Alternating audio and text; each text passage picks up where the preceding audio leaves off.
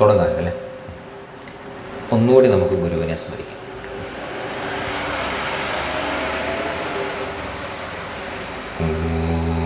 സദാശിവസമാരംഭാം ശങ്കരാചാര്യമധ്യമാം അസ്മദാചാര്യപര്യന്താം വന്ദേ ഗുരുപരമ്പരാം.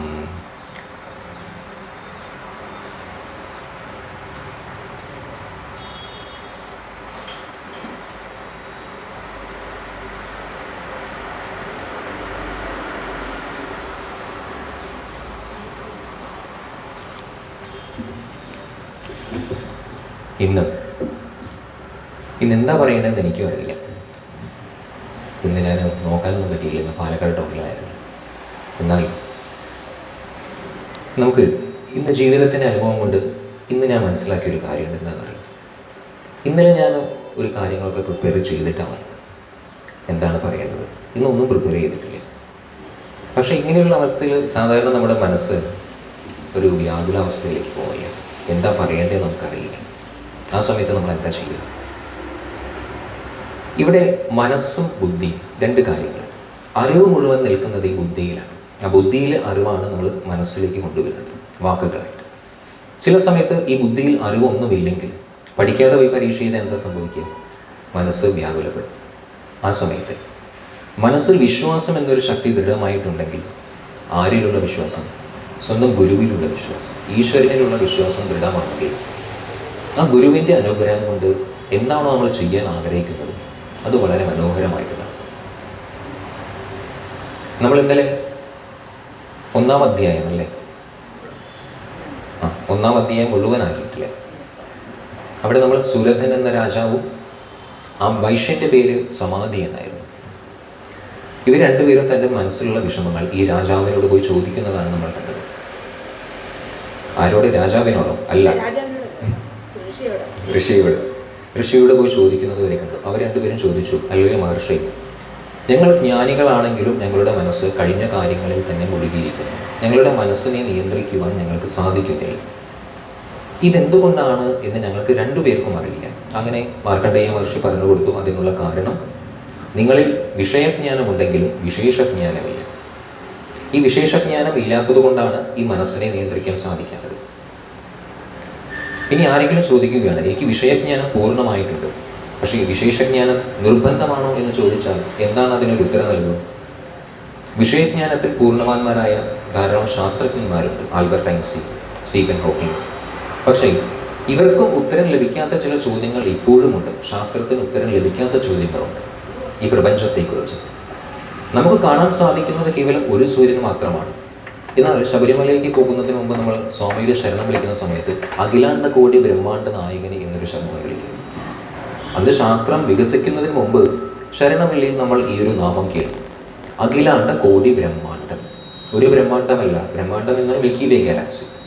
അഖിലാണ്ട കോടി ബ്രഹ്മാണ്ട നായകനെ ഇന്ന് നമ്മുടെ ഋഷിവര്യന്മാർക്ക് എങ്ങനെ മനസ്സിലാക്കാൻ സാധിച്ചു? അത് അവരുടെ തപസ്സിൻ്റെ ശക്തി.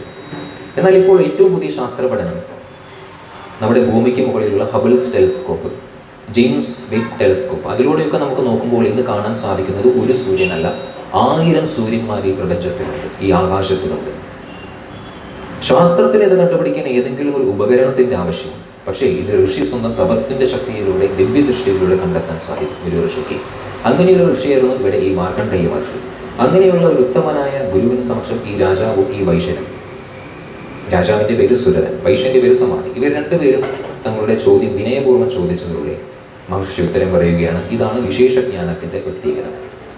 മനസ്സിലുള്ള പൂർണ്ണമായ അറിവ്, മനസ്സിനെ നിയന്ത്രിക്കുവാനുള്ള അറിവ് ഈ വിശേഷജ്ഞാനത്തിലൂടെ ലഭിക്കുകയുള്ളൂ. അങ്ങനെയാണെങ്കിൽ പൊതുവെ എല്ലാ മനുഷ്യർക്കും ഈ വിശേഷജ്ഞാനത്തിൽ ആത്മവിദ്യയോട് താല്പര്യമില്ലാതിരിക്കുവാനുള്ള കാരണം മഹാമായയുടെ ശക്തി തന്നെയാണ്, ദേവി ആദിശക്തികൾ തന്നെ. എല്ലാ മനുഷ്യരിലും ഒരേപോലെ ഉണ്ടെങ്കിലും ഈ ദേവിക്ക് 2 പ്രത്യേകതകളുണ്ട്. ഈ ദേവി തന്നെ മായയുടെ രൂപത്തിൽ വന്ന് മനുഷ്യനെ ലക്ഷ്യത്തിൽ നിന്നും തടയുകയും ചെയ്യും. ഇതേ ദേവി തന്നെയാണ് നമുക്ക് മായയെ അതിജീവിക്കാനുള്ള മാർഗവും കാണിച്ചിട്ടുണ്ട്. വീണ്ടും നമ്മൾ തെറ്റിദ്ധരിക്കും, മനുഷ്യരിൽ വേറൊരു ദേവി നമ്മുടെ ശരീരത്തിൽ വന്നിരിക്കുന്നത്. അങ്ങനെയല്ല. ഇപ്പോൾ നമ്മൾ സ്വയം പ്രയാസമാണെങ്കിലും നമ്മുടെ മനസ്സിനെ നിയന്ത്രിക്കുവാൻ തയ്യാറാകുന്നു. ആ സമയത്ത് ദേവി നമ്മിൽ പ്രസന്നനാവുക എന്നതിനർത്ഥം നമുക്ക് വേണ്ടി ഒരു പ്രയത്നം, എനിക്ക് നന്നാവണമെന്ന് ആത്മാർത്ഥമായ ഇച്ഛയോടെ പ്രയത്നിക്കാൻ തുടങ്ങുമ്പോൾ ആ പ്രയത്നത്തിൻ്റെ ഫലം അത് നമുക്ക് ലഭിച്ചുകൊണ്ടേയിരിക്കും. അതുകൊണ്ട് ദേവിയുടെ അനുഗ്രഹം എന്നാൽ എപ്പോഴാണോ നമ്മൾ നമ്മെ സ്വയം സഹായിക്കാൻ തയ്യാറാക്കുന്നത്, ആ സമയം ദേവി തന്നെ സ്വയം നമ്മെ സഹായിക്കും. ഇങ്ങനെ ഈ രാജാവിനും വൈശ്യനും മഹർഷി പറഞ്ഞു കൊടുക്കുന്നു, ഇത് ദേവിയുടെ മായാലീല തന്നെയാണ്. അപ്പോൾ ഈ രാജാവിന് കൂടുതൽ ഉത്സാഹമായി, ഈ ദേവി ആരാണ്? ഇങ്ങനെ എല്ലാ മനുഷ്യരെയും മോഹിപ്പിച്ചുകൊണ്ടിരിക്കുന്ന ഈ ദേവിയെക്കുറിച്ച് എനിക്ക് കൂടുതലൊന്നും അറിയാം. ഈ ദേവിയുടെ സ്വരൂപം എന്താണ്? ദേവി എങ്ങനെയാണ് ഉദ്ഭവിച്ചത്? ഈ ദേവിയുടെ ജോലികൾ എന്തൊക്കെയാണ് എന്ന് രാജാവ് ചോദിച്ചപ്പോൾ മാർക്കണ്ഡേയ മഹർഷി പറഞ്ഞു, ഹേ രാജാവേ, അങ്ങ് തിരിച്ചറിയൂ, ഈ ദേവി ആരാണ് എന്ന് ചോദിച്ചാൽ ഈ ജഗത്ത് മുഴുവൻ ഏതൊരു ശക്തിയിൽ വ്യാപിച്ചിരിക്കുന്നുവോ ആ ശക്തിയാണ് ദേവി. ശ്രദ്ധിക്കണം, ജഗത്ത് മുഴുവൻ ആരിൽ വ്യാപിച്ചിരിക്കുന്നുവോ. ഇത് നമുക്ക് മനസ്സിലാക്കണമെങ്കിൽ വീണ്ടും നമുക്ക് വേദാന്തത്തിലേക്ക് പോയി പറ്റും. നമുക്ക് കുറച്ചതിലേക്ക് പോകും. ശ്രദ്ധിക്കണം.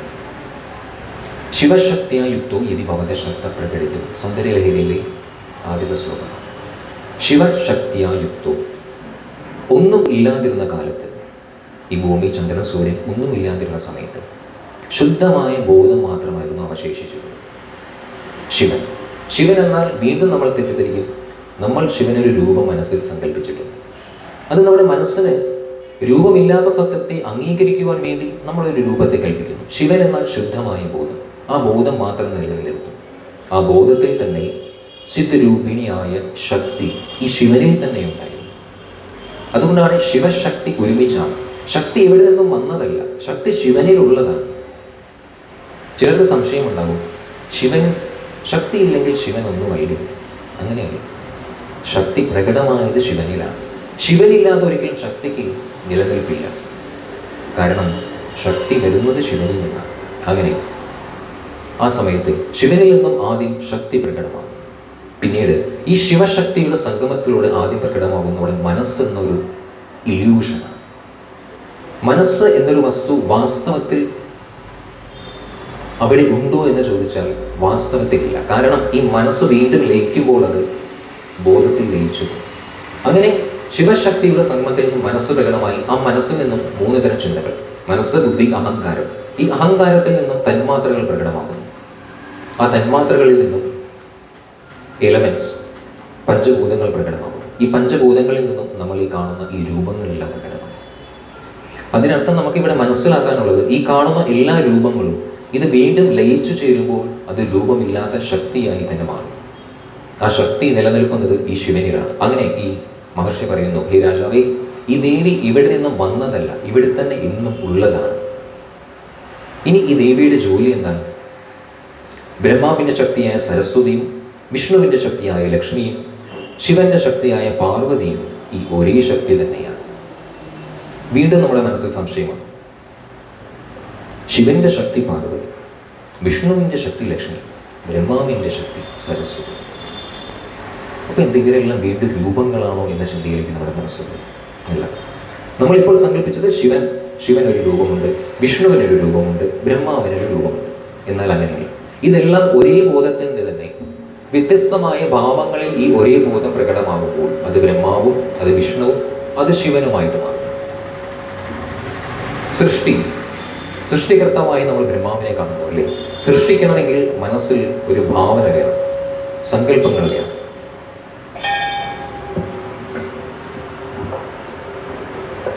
അങ്ങനെ ഇവിടെ ബ്രഹ്മാവിനെ നമ്മുടെ വേദാന്ത ശാസ്ത്ര പ്രകാരം ബ്രഹ്മാവിന് രജോഗുണ പ്രധാനമാണ്.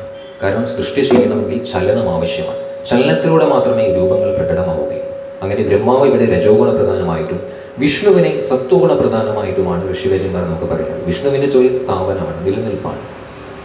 എല്ലാ പ്രപഞ്ചത്തിലെ ഓരോ വസ്തുക്കളെയും ഊർജങ്ങളെയും ജീവജാലങ്ങളെയും നിലനിർത്തണമെങ്കിൽ അത് സത്വഗുണത്തിലൂടെയേ സാധ്യമാവുകയുള്ളൂ. സത്വഗുണം എന്നാൽ ഏകാഗ്രതയാണ്. അങ്ങനെ വിഷ്ണു ഭഗവാൻ നമ്മൾ സത്വഗുണത്തെ കൽപ്പിക്കുന്നു. ഇനി ഭഗവാൻ ശിവന് തമോ ഗുണത്തെയാണ് കൽപ്പിക്കുന്നത്. അതിനർത്ഥം ശിവൻ തമോ ഗുണത്തിൽ വെറുതെ ഇരിക്കുന്നു എന്നല്ല. തമോ ഗുണത്തിൻ്റെ അർത്ഥം ലയം എന്നാണ്. ഏറ്റവും അവസാനം നമ്മൾ നമ്മൾ ഈ കാണുന്ന പ്രപഞ്ചം വീണ്ടും ഊർജത്തിലേക്ക് തന്നെ ലയിക്കും. ഊർജത്തിലേക്ക് ലയിക്കാൻ കാരണം ഈ പ്രപഞ്ചം പ്രകടമായത് ഊർജത്തിൽ നിന്നായതുകൊണ്ട് ഇത് നിലനിൽക്കുന്നത് ഊർജത്തിലാണ്, അത് വീണ്ടും ലയിക്കുന്നത് ഊർജത്തിലേക്ക് തന്നെയാണ്. അങ്ങനെ മഹർഷി രാജാവിന് പറഞ്ഞു കൊടുക്കുന്നു ദേവിയുടെ സ്വരൂപങ്ങൾ ഇതൊക്കെയാണ്. ഇനി ഏത് സമയത്താണോ ഈ ദേവി ഒരു മനുഷ്യരൂപത്തിൽ പ്രകടമാവുന്നത്, ഒരു നാരിയുടെ രൂപത്തിൽ പ്രകടമാവുന്നത്, ആ സമയം നമ്മൾ കരുതുന്നു, നമ്മൾ പറയുകയാണ് ദേവി അവതരിച്ചു എന്ന്. വാസ്തവത്തിൽ ദേവി അവതരിക്കുന്നില്ല, ദേവി പ്രകടമാവുക മാത്രമാണ് ചെയ്യുന്നത്. ഒരു രൂപത്തിൽ പ്രകടമാക്കുമ്പോൾ നമ്മൾ പറയുന്നു ദേവി അവതരിച്ചു എന്ന്. ഇനി അവതാര ലക്ഷ്യം കഴിഞ്ഞാൽ വീണ്ടും ഈ ദേവി അങ്ങോട്ട് പോകും, വീണ്ടും ശക്തി രൂപത്തിലേക്ക് തന്നെ പോകും. ആ രൂപപ്പെടുത്തിയ ആ രൂപത്തെ വീണ്ടും ലയിപ്പിച്ചു കളയും. അങ്ങനെ ഈ ദേവിയുടെ ഉദ്ഭവത്തെക്കുറിച്ച് രാജാവ് ചോദിച്ചു. ദേവി എപ്പോഴാണ് അവതരിക്കുന്നത്? എത്ര രൂപങ്ങളിൽ അവതരിച്ചിട്ടുണ്ട്? അവയുടെ പേരുകൾ എന്തൊക്കെയാണ്? അങ്ങനെ മഹർഷി പറഞ്ഞു, എപ്പോഴാണോ ഈ ഭൂമിയിൽ ദേവിയുടെ ആവശ്യം വരുന്നത് ആ സമയത്ത് മാത്രമാണ് ദേവി അവതരിക്കുന്നത്. രാമകൃഷ്ണ പരമഹംസർ വളരെ മനോഹരമായിട്ട് നമുക്കൊരു കാര്യങ്ങളുണ്ട്. ഒരു വലിയ മരത്തടി കഷ്ണം, വലിയൊരു മരത്തടി, അതൊരു പുഴയിലൂടെ ഇങ്ങനെ ഒഴുകിക്കൊണ്ടിരിക്കുമ്പോൾ അതിലെത്ര പേർക്ക് വേണമെങ്കിലും ആ മരത്തടിയിൽ കയറി ആ പുഴ മറികടക്കാൻ സാധിക്കും. ആ തടി വെള്ളത്തിൽ താഴ്ന്നു പോവില്ല. എന്നാൽ ഒരു ചെറിയൊരു ചുള്ളിക്കമ്പ് അത് വെള്ളത്തിലൂടെ ഒഴുകി വരുമ്പോൾ ഒരു ചെറിയ പക്ഷി, കാക്കയെങ്കിലും ആ ചുള്ളിക്കമ്പിൽ വന്നിരുന്നാൽ എന്താ സംഭവിക്കാൻ? താഴ്ന്നു പോകും. ഇതുപോലെയാണ് ആര് അവതാരങ്ങളും സിദ്ധപുരുഷന്മാരും തമ്മിലുള്ള വ്യത്യാസം. അവതാരങ്ങൾ ഭൂമിയിൽ അവതരിക്കുമ്പോൾ ഭഗവാൻ ശ്രീകൃഷ്ണൻ, ശങ്കരാചാര്യ സ്വാമികൾ, ഇവരെയൊക്കെ ആശ്രയിച്ച് എത്രയോ അധികം മനുഷ്യർക്ക് ഈ സംസാര സാഗരം മറികടക്കാൻ സാധിക്കും. എന്നാൽ ഒരു സാധാരണ മനുഷ്യൻ അവനൊരു സിദ്ധയോഗിയായി തീരാൻ, അവൻ ഈശ്വര ദർശനം ലഭിക്കുവാൻ വളരെയേറെ പ്രയാസമാണ്. അതാണ് ഈ ഉദാഹരണത്തിലൂടെ രാമകൃഷ്ണ പരമഹംസർ മനസ്സിലാക്കിയത്. ജന്മനാ തന്നെ സിദ്ധയോഗിയായ വ്യക്തിക്ക് ഈ ഭൂമിയിൽ നമ്മളെപ്പോലെ സുഖമോ ദുഃഖമോ ഒന്നും അനുഭവിക്കേണ്ട ആവശ്യമില്ല. എന്നാൽ ഒരു മനുഷ്യനെ സംബന്ധിച്ച് ഇത് എത്രത്തോളം പ്രയാസമാണ് എന്ന് മനസ്സിലാക്കി തരുന്നു. ഇനി വീണ്ടും നമുക്ക് കഥയിലേക്ക് വരാം. ഇനി ഈ ദേവി ആദ്യമായി പ്രകടമാവുന്നത് എവിടെയാണെന്ന് ഈ മഹർഷി സുരതരാജാവിനെ പറയുക. വീണ്ടും ഒരു കഥയിലേക്ക് കൊണ്ടുപോകില്ല. പണ്ട് ഈ ഭൂമി പ്രകടമാകുന്നതിന് മുമ്പ്, പ്രപഞ്ചം രൂപപ്പെടുന്നതിന് മുമ്പ് ഭഗവാൻ നാരായണൻ, മഹാവിഷ്ണു അനന്തശയനന് മുകളിൽ വിശ്രമിക്കുകയായിരുന്നു. ഈ കഥകൾ നമ്മൾ കേട്ടുപോകുമ്പോൾ എല്ലാവർക്കും സംഭവിക്കുന്നത് ഈ കഥയിലുള്ള രഹസ്യം ആ കഥയിൽ എഴുതി വെച്ചിട്ടുണ്ടാവില്ല. അത് നമ്മുടെ ഋഷിവര്യന്മാരുടെ ഒരു പ്രത്യേക രീതിയാണ്. പുരാണ കഥകളിലെ രഹസ്യം മനസ്സിലാക്കാൻ വേദാന്തത്തെ ആശ്രയിക്കേണ്ടി വരും. അല്ലെങ്കിൽ കഥ വെറും കഥയായിട്ട് മാത്രം നമ്മൾ കേട്ടുപോകും. നമ്മൾ ഭഗവാൻ മഹാവിഷ്ണു എന്ന് കേട്ടു, അനന്തശയനൻ എന്നും കേട്ടു. ഭഗവാൻ മഹാവിഷ്ണു അനന്തശയനന് മുകളിൽ വിശ്രമിക്കുന്നു. ഇതിന് പിന്നിലെ തത്വാർത്ഥം എന്താണ്? നമുക്ക് ആദ്യം അതിലേക്ക് എത്താം. അനന്തശയനൻ അതല്ലെങ്കിൽ ശേഷനാഗം, നാഗമാണ്. ഇന്നലെ ഞാൻ പറഞ്ഞിരുന്നു നാഗത്തിൻ്റെ രൂപത്തിലാണ് ഒരു ശക്തി നിൽക്കുന്നത്. അത് ഏത് ശക്തിയാണ്? കുണ്ടലിനി ശക്തി. കുണ്ടലിനി ശക്തി 3 ചുരുട്ടോടുകൂടിയിട്ടാണ് മൂലാധാര ചക്രത്തിൽ നിൽക്കുന്നത്. ഇവിടെ ശേഷനാഗം, ഇത് ശക്തിയുടെ പ്രതീകം. കുണ്ടലിനി ശക്തി, മഹാകുണ്ടലിനി, പ്രപഞ്ചം മുഴുവൻ വ്യാപിച്ചിരിക്കുമ്പോൾ അതിനെ നമ്മൾ മഹാകുണ്ടലിനി എന്നും, ഒരു മനുഷ്യ ശരീരത്തിൽ ഓരോ മനുഷ്യരുടെയും ശരീരത്തെ നമ്മൾ എടുത്തെടുത്ത് പറയുമ്പോൾ അതിനെ നമ്മൾ കുണ്ടലിനി എന്ന് മാത്രമാണ് സംബോധന ചെയ്യുന്നത്. ഇനി ഈ ശേഷനാഗം എന്നാൽ എന്താണോ ശേഷിക്കുന്നത്, ഈ രൂപങ്ങളെല്ലാം വീണ്ടും രൂപമില്ലാത്ത അവസ്ഥയിൽ പരിണാമം സംഭവിച്ചാൽ ശേഷിക്കുന്നത് ആ രൂപങ്ങൾ പ്രകടമായ ഊർജം മാത്രമാണ്. അതുകൊണ്ട് ശേഷനാഗം ഊർജത്തിൻ്റെ പ്രതീകമാണ്, മഹാകുണ്ടലിനിയുടെ പ്രതീകമാണ് ഇവിടെ അനന്തശയനൻ. ഇനി ഈ നാഗത്തിന് മുകളിൽ ഭഗവാൻ മഹാവിഷ്ണു കിടക്കുന്നു എന്ന് പറഞ്ഞാൽ മഹാവിഷ്ണു ഇവിടെ ബോധമാണ്. ബോധത്തിലാണ് നേരത്തെ പറയുന്നു, ശക്തി നിൽക്കുന്നത് ശിവനിലാണ്. ശിവൻ തന്നെയാണ് ശക്തിയായി രൂപപ്പെടുന്നത്. അപ്പോൾ ഈ മഹാവിഷ്ണു അനന്തശയനന് മുകളിൽ വിശ്രമിക്കുന്നു എന്ന് പറഞ്ഞാൽ ഇതിലെ തത്വാർത്ഥം നമ്മൾ ഗ്രഹിക്കേണ്ടത് ബോധശക്തിയിൽ ശക്തി, ബോധത്തിൻ്റെ തന്നെ രൂപമായ ശക്തി സദാ നിലനിൽക്കുന്നു. അതുമാത്രമാണ് ഇവിടെ ശിവനും ശക്തി. ഈ സന്ദർഭത്തിൽ നമ്മൾ മഹാവിഷ്ണുവിനെ ശിവൻ എന്ന ശുദ്ധ ബോധമായി കരുതാം. ഈ അനന്തശയനനെ ശക്തിയായിട്ട് സങ്കല്പിക്കും. ഇനി മഹാവിഷ്ണുവിൻ്റെ നാഭിയിൽ നിന്നും ബ്രഹ്മാവ് പ്രകടമാകും. ഇവിടെ ബ്രഹ്മാവിനെ നമ്മൾ മനസ്സായിട്ടെടുക്കും. ബ്രഹ്മാവിന് 4 തലകൾ. ഈ 4 തലകൾ എന്നത് 4 തരം ചിന്തകളെയാണ് സൂചിപ്പിക്കുന്നത്. ഇനി മഹാവിഷ്ണുവിൻ്റെ നാഭിയിൽ നിന്ന് തന്നെ ബ്രഹ്മാവ് എന്തുകൊണ്ട് പ്രകടമായി? നാഭി ഇവിടെ ഊർജത്തിൻ്റെ ഒരു ശേഖരണം. അതാണ് ഇവിടെ ശാസ്ത്രം പറയുന്നത്. ഭഗവാൻ എവിടെയാണ്? ഭഗവാനിൽ തന്നെ എല്ലാ ശക്തികളും ഉണ്ടെങ്കിലും ഈ ശക്തിയിൽ നിന്നുമാണ് ശിവശക്തി സംഗമിക്കുമ്പോഴാണ് ഈ മനസ്സ് പ്രകടമാകുന്നത്. ഈ ബ്രഹ്മാവ് മനസ്സിൻ്റെ പ്രതീകമാണ്. അങ്ങനെ ഈ ഋഷി രാജാവിന് തുടർന്ന് കാര്യം പറഞ്ഞു കൊടുക്കുന്നു. ഇങ്ങനെ മഹാവിഷ്ണു യോഗനിദ്രയിൽ മുഴുകിയിരിക്കുന്ന സമയത്ത് ബ്രഹ്മാവ് പ്രകടമാകുന്നുണ്ട് നാഭിയിൽ. ഇനി ഇവിടെ സംഭവിക്കുന്നത് മഹാവിഷ്ണുവിൻ്റെ കർണബലത്തിൽ നിന്ന് 2 അസുരന്മാർ പ്രകടമാവുകയാണ്. ഈ 2 അസുരന്മാർ ബ്രഹ്മാവിനെ ഉപദ്രവിക്കാൻ തുടങ്ങി. കീടകനും 2 അസുരന്മാരുണ്ട്, മധുവും കൈടവൻ. ഈ 2 അസുരന്മാർ ബ്രഹ്മാവിനെ ഉപദ്രവിക്കാൻ തുടങ്ങിയപ്പോൾ ബ്രഹ്മാവ് എന്ത് ചെയ്തു? ബ്രഹ്മാവ് ദേവിയെ സ്തുതിക്കാൻ ആരംഭിച്ചു. ബ്രഹ്മാവൻ സർവശക്തിശാലിയല്ലേ? എന്നിട്ടും ബ്രഹ്മാവിന് ഈ അസുരന്മാരെ വധിക്കാനുള്ള ശക്തിയൊക്കെ ഉണ്ടല്ലോ. എന്നിട്ടും എന്തിനാണ് ഈ ബ്രഹ്മാവ് ദേവിയെ സ്തുതിക്കുന്നത്? വീണ്ടും നമ്മൾ അതിൻ്റെ വേദാന്ത തത്വത്തിലേക്ക് പ്രവേശിക്കും. ബ്രഹ്മാവ് എന്നത് മനസ്സിൻ്റെ പ്രതീകമാണ്, നമ്മുടെ പ്രതീകമാണ്, നമ്മുടെ മനസ്സിൻ്റെ പ്രതീകമാണ്.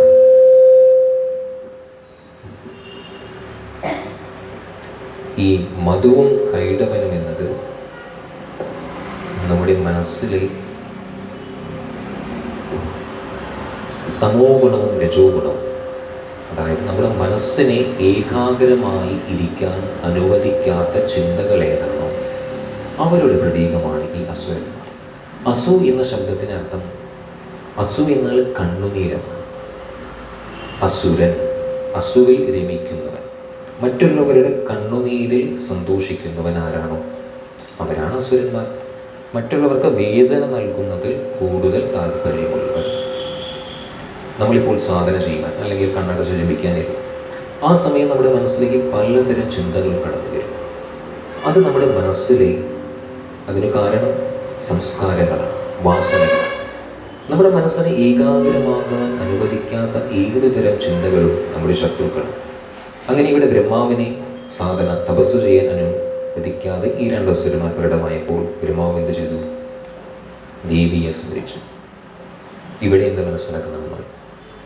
നമുക്കിവിടെ ദേവിയെ സ്മരിച്ചാൽ ദേവി പ്രത്യക്ഷമാവും നമ്മുടെ സമക്ഷം. ഇവിടെ നമുക്ക് ചെയ്യാനുള്ളത് ദേവിയെ സ്മരിക്കുക എന്ന് പറഞ്ഞാൽ സാധന ചെയ്ത് സ്വയം നമ്മൾ നമ്മുടെ തപശക്തി കൊണ്ട് ഏത് ചിന്തകളാണോ നമ്മെ ഏകാഗ്രമാകാൻ അനുവദിക്കാത്തത് ആ ചിന്തകളെ സ്വയം നമ്മൾ തപശക്തികളിലൂടെ അതിനെ നിയന്ത്രിക്കുവാൻ പരിശീലിക്കണം. മറ്റാരും സഹായിക്കുവാൻ ഉണ്ടാവില്ല നമുക്ക് കൂടെ. അങ്ങനെ ഈ ദേവി ബ്രഹ്മാവ് ദേവിയെ സ്തുതിക്കുമ്പോൾ മഹാവിഷ്ണുവിൽ നിന്നും ദേവി ഒരു രൂപത്തിൽ പ്രകടമാക്കുകയാണ്. വിഷ്ണുവിൻ്റെ ശരീരത്തിൽ നിന്നൊരു തേജസ് പ്രകടമാകുന്നു. അതൊരു നാരിയുടെ രൂപം സ്വീകരിക്കുന്നുണ്ടോ? ഇല്ല, നാരിയുടെ രൂപം ഇവിടെ സ്വീകരിക്കുന്നില്ല. എന്താണ് അതിന് കാരണം?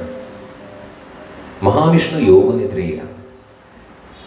ഇവിടെ മഹാവിഷ്ണു ഉണർന്നാൽ മാത്രമേ ഈ അസുരന്മാരെ വധിക്കാൻ സാധിക്കും. അപ്പോൾ ഇവിടെ ദേവി ചെയ്യുന്നത് മഹാവിഷ്ണുവിനെ യോഗനിദ്രയിൽ നിന്ന്, ഈ യോഗനിദ്രയും നമ്മുടെ സാധാരണ നിദ്രയും തമ്മിൽ എന്താ വ്യത്യാസം? സാധാരണ നിദ്രയിൽ നമുക്ക് ബോധമുണ്ടാകില്ല, ശബ്ദങ്ങൾ എന്ത് കേട്ടാലും നമ്മൾ അറിയില്ല. പക്ഷേ യോഗനിദ്രയിൽ എന്താണ് വ്യത്യാസം? യോഗമാകുന്ന നിദ്ര,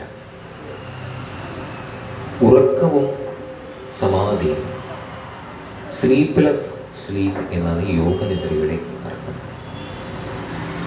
അത് ഈ മനസ്സ് വീണ്ടും നമ്മൾ സാധന ചെയ്ത് ആ മനസ്സിൻ്റെ വീണ്ടും ഒരു പരിണാമം സംഭവിക്കുന്ന അവസ്ഥ യോഗനിദ്ര.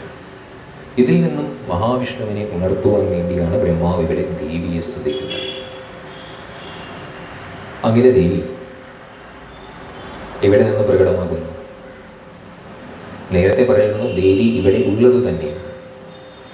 ദേവിക്ക് ഇവിടെ നിന്നും പ്രകടമാകേണ്ട ആവശ്യമില്ല. ദേവി ഇവിടെ ചെയ്യുന്നത് മഹാവിഷ്ണുവിനെ യോഗനിദ്രയിൽ നിന്നും ഉണർത്തുവാൻ സാധിക്കുന്ന, തമോ ഗുണത്തെ മാറ്റണമെങ്കിൽ രജോ ഗുണം വേണം. ദേവി വിഷ്ണുവിൽ തന്നെ രജോ ഗുണമായി ശരീരത്തിലും മനസ്സിലും വ്യാപിക്കുകയാണ് ചെയ്യുന്നത്. ഇവിടെ ദേവി ഒരു നാരീ രൂപത്തെ സ്വീകരിക്കുന്നില്ല. നിദ്ര എന്നത് തമോ ഗുണമാണ്. ആ തമോ ഗുണത്തിൽ നിന്നും മഹാവിഷ്ണുവിനെ ഒന്ന് നിർത്തിയാലേ ഈ അസുരന്മാരെ വധിക്കാൻ സാധിക്കും. അങ്ങനെ ദേവി ഇവിടെ രജോ ഗുണത്തിൻ്റെ രൂപത്തിൽ മഹാവിഷ്ണുവിൽ പ്രകടമായി. അങ്ങനെ മഹാവിഷ്ണു ഉണർന്നുകൊണ്ട് ഇവരുമായി യുദ്ധം ചെയ്യാൻ ആരംഭിച്ചു. അങ്ങനെ കുറേ സമയം യുദ്ധം ചെയ്തിട്ടുണ്ട്. ഇവർക്ക് മരണം സംഭവിക്കുന്നില്ല. അതിന് കാരണം ഇവർക്കൊരു വരദാനം ലഭിച്ചിട്ടുണ്ടായിരുന്നു. ഞങ്ങൾ ആഗ്രഹിക്കുമ്പോൾ മാത്രമേ ഞങ്ങൾക്ക് മരണം സംഭവിക്കാവൂ എന്ന വരദാനം ഈ മധുകൈടവന്മാർക്ക് ലഭിച്ചിട്ടുണ്ട്. ഇനിയിപ്പോൾ എന്താണ് ഒരു വഴി? യുദ്ധം ചെയ്താൽ ഇവരെ വധിക്കാൻ സാധിക്കും. ഇവരെ വധിക്കാനുള്ള ഒരേയൊരു മാർഗം ഇവർക്ക് തോന്നണം എനിക്ക് മരിക്കണമെന്ന്. അപ്പോൾ മഹാവിഷ്ണു അവിടെ ഒരു ലീല ചെയ്യും. മഹാവിഷ്ണു പറഞ്ഞു, ഹേ മധുകൈടവന്മാരെ, നിങ്ങളുടെ ശക്തിയിൽ ഞാൻ പ്രസന്നനായിരിക്കുന്നു. നിങ്ങൾ എന്നോടൊരു വരദാനം ചോദിക്കും എന്ന് മഹാവിഷ്ണു പറഞ്ഞു. അപ്പോൾ ഇവിടെ ദേവി തന്നെ ദേവിയുടെ ഇച്ഛപ്രകാരം ഈ അസുരന്മാരെ കൊണ്ട് ദേവി ചോദിപ്പിക്കുകയാണ്. ഈ അസുരന്മാർ ചോദിക്കുന്നു, അല്ലയോ നാരായണ, ഞങ്ങൾക്കൊരു വരദാനം വേണ്ട, അങ്ങ് ഞങ്ങളോടൊരു വരദാനം ചോദിക്കും. ഈ അസുരന്മാരെ കൊണ്ട് ഇങ്ങനെ ചോദിപ്പിക്കുന്നത് ദേവി തന്നെയാണ്. നാരായണനോട് അങ്ങ് ഞങ്ങളോടൊരു വരദാനം ചോദിക്കുന്നു. അപ്പോൾ മഹാവിഷ്ണു എന്ത് വരദാനമാണ് ചോദിക്കുന്നത്? എനിക്ക് നിങ്ങളെ ഈ സമയം തന്നെ വധിക്കാൻ സാധിക്കണം. അങ്ങനെ മഹാവിഷ്ണു ആ ബുദ്ധിപൂർവ്വം ആ വരദാനം അസുരന്മാരിൽ നിന്നും വാങ്ങിയതിനു ശേഷം പിന്നീട് മഹാവിഷ്ണു തന്നെ വധിക്കുന്നു. ഇങ്ങനെ ദേവി മഹാത്മ്യത്തിലെ 13 അധ്യായങ്ങളിലുള്ളതിൽ 1-ാമത്തെ അധ്യായം മധുകൈടവവധം അവിടെ അവസാനിക്കുകയാണ്. ഇനി 2-ാമത്തെ അധ്യായം മഹിഷാസുര സൈന്യത്തെ വധിക്കുന്നതാണ്.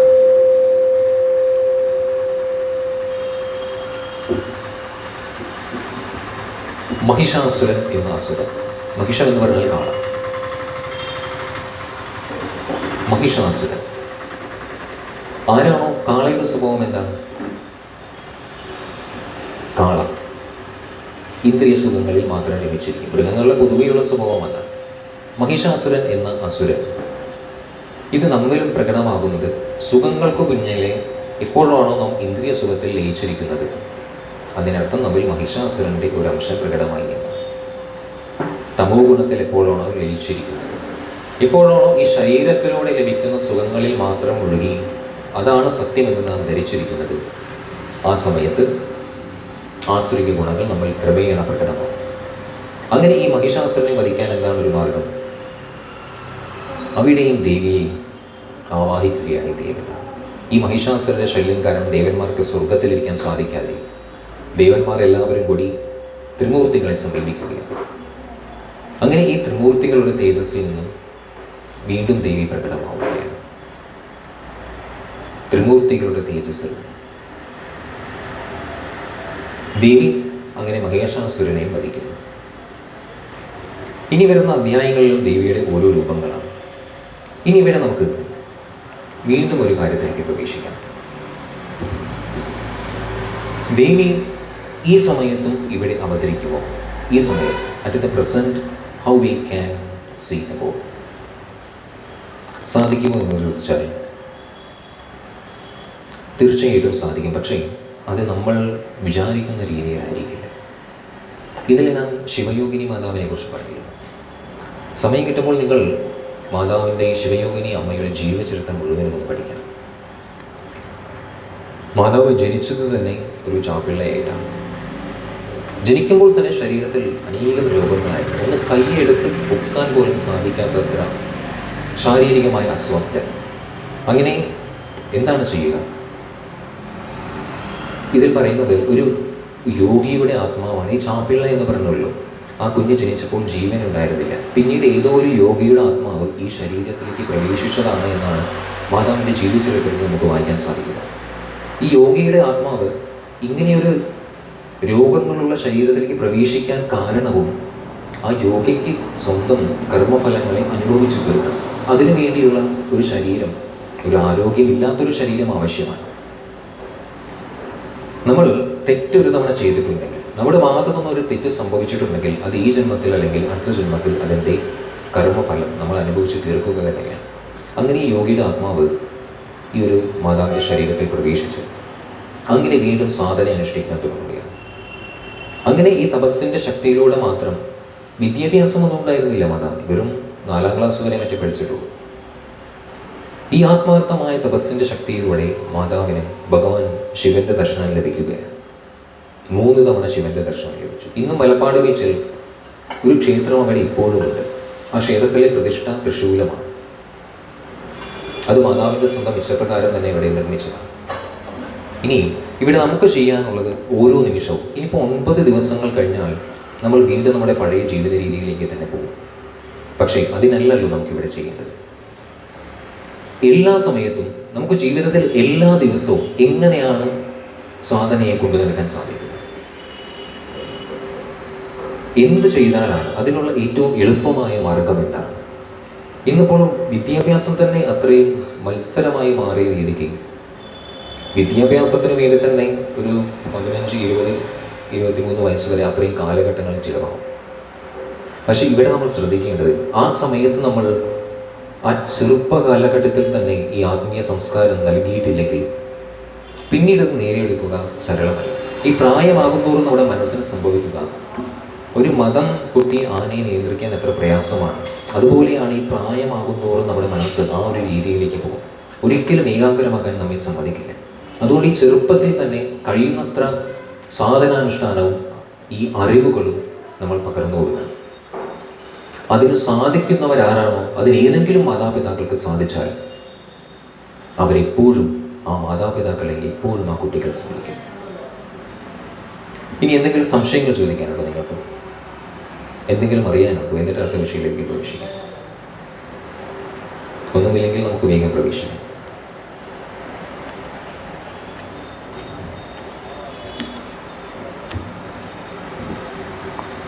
ഒന്നുമില്ല, ശരി. ഇനി എല്ലാവർക്കും ഇപ്പോൾ നിങ്ങൾക്ക് പ്രയോജനമാകുന്ന ഒരു കാര്യം കൂടി പറയുന്നത്, ഇന്നലെ ഞാൻ പറഞ്ഞു 4 ഭാഗങ്ങളുണ്ട്. ഒരു പുഴയിലേക്ക്, ഒരു കുളത്തിലേക്ക് 4 കടവുകളുള്ളതുപോലെ നമുക്ക് കർമ്മയോഗം, ഭക്തിയോഗം, രാജയോഗം, ജ്ഞാനയോഗം 4 പാതകളുണ്ട് എന്ന് പറഞ്ഞു. പക്ഷേ എല്ലാ മനുഷ്യരും ഇതിനുള്ള യോഗ്യത ഉള്ളവരായി തീരണമെന്നില്ല. എല്ലാവർക്കും ഒരേപോലെ ശാരീരികമായ ആരോഗ്യം ഉണ്ടാകണമെന്നില്ല. ഈ ശാരീരികമായ ആരോഗ്യം ഉണ്ടായാൽ കൂടി അവർക്ക് ഈ വേദാർത്ഥത്തെ ഗ്രഹിക്കുവാനുള്ള തീവ്രമായ ബുദ്ധിയും ഉണ്ടാകണമെന്നില്ല. ശിവാനന്ദ സ്വാമികൾ അദ്ദേഹത്തിൻ്റെ പുസ്തകം വായിച്ചപ്പോഴാണ് എനിക്ക് മനസ്സിലായത്, ഈ ശരീരത്തെ വാസ്തവത്തിൽ നമ്മൾ സംരക്ഷിക്കണം. അദ്ദേഹം ഒരു ഉദാഹരണത്തിലൂടെ പറയുന്നത്, അദ്ദേഹം ഹിമാലയത്തിലൂടെ സഞ്ചരിക്കുന്ന സമയത്ത് ധാരാളം സന്യാസിവര്യന്മാരെ കണ്ടിട്ടുണ്ട്. വളരെ ദുർബലമായ ശരീരമുള്ള, ഓം എന്നവർ ഉച്ചരിക്കുന്നുണ്ടാവും, എന്നാൽ ആ ഓംകാരത്തെ ഉച്ചരിക്കാൻ കൂടി ശരീരത്തിന് ആരോഗ്യമില്ലാതെ അത്രയും ക്ഷീണിതരായി പോകുന്നത് നമുക്ക് എടുത്ത് കാണിച്ച് പറഞ്ഞു തരികയാണ്. ഒരു വശത്ത് നമ്മൾ മനസ്സിനെ നിയന്ത്രിക്കുവാനും മനസ്സിനെ നമുക്ക് അനുകൂലമാക്കി തീർക്കുവാനും നാമജപങ്ങളും സാധനങ്ങളും ഒക്കെ ചെയ്യുന്നുണ്ടെങ്കിലും ഈ ശരീരത്തെ അവഗണിച്ചുകൊണ്ട് നമ്മൾ ചെയ്യുന്ന ഏതൊരു തപസ്സും അത് നമുക്ക് ലക്ഷ്യത്തിലേക്ക് എത്തുവാൻ പ്രയോജനമാവുകയില്ല. നമ്മൾ ഒരു കുതിരപ്പുറത്ത് കയറിയിടുന്നത് നമുക്കൊരു സ്ഥലം വരെ എത്തും. ആ കുതിരപ്പുറത്ത് കയറി സഞ്ചരിച്ചു കൊണ്ടിരിക്കുന്ന സമയത്ത് ഇടയ്ക്ക് വെച്ച കുതിര താഴ്ന്നു വീണാൽ എന്താണ് സംഭവിക്കുക? ലക്ഷ്യത്തിലെത്താൻ നമുക്ക് സാധിക്കില്ല. ഈ കുതിരയുടെ ജോലിയാണ് നമുക്ക് ഇവിടെ ശരീരം കൊണ്ട് ചെയ്യുന്നത്. ഈശ്വരനെ ദർശിക്കുക, എന്ന ലക്ഷ്യത്തിലേക്ക് എത്തുവാൻ നമ്മെ സഹായിക്കുന്ന ഏറ്റവും നല്ലൊരു ഉപാധി ഈ ശരീരം തന്നെയാണ്. അതുകൊണ്ട് ആ ശരീരത്തിന് വേണ്ടത്ര ആരോഗ്യത്തോടെ സംരക്ഷിക്കാൻ നമ്മൾ ശ്രമിക്കണം. അല്ലെങ്കിൽ നമുക്ക് ലക്ഷ്യത്തിലേക്ക് എത്തിച്ചേരുവാൻ ഒരിക്കലും സാധിക്കില്ല. അങ്ങനെ ഈ ശരീരത്തെ സംരക്ഷിക്കണമെന്ന് നമ്മൾ ആഗ്രഹിക്കുമ്പോൾ അതിനെന്താണ് നമ്മൾ ചെയ്യേണ്ടത്? ഏറ്റവും എളുപ്പമായ മാർഗം പ്രാണായാമം തന്നെയാണ്. ഹഠയോഗത്തിലെ കഠിനമായ യോഗാസനങ്ങൾ എല്ലാവർക്കും ചെയ്യുവാൻ സാധിക്കില്ല. ഇന്നലെ ഞാൻ പറഞ്ഞിരുന്നല്ലോ, ഈസി കംഫർട്ടബിൾ പ്രാണായാമം. ഇനി ഈ സമയത്ത് നമുക്ക് ഏറ്റവും എളുപ്പമായ മാർഗം ഭക്തിയോഗമാണ്. മീരാഭായ്, ദേവി രാധ, തുളസീദാസ്, കബീർദാസ്, ഇന്നലെ ഞാൻ ധാരാളം കാര്യങ്ങൾ പറഞ്ഞ് നിങ്ങളെ കൺഫ്യൂഷൻ ആക്കിയത് ശരിയാണ്.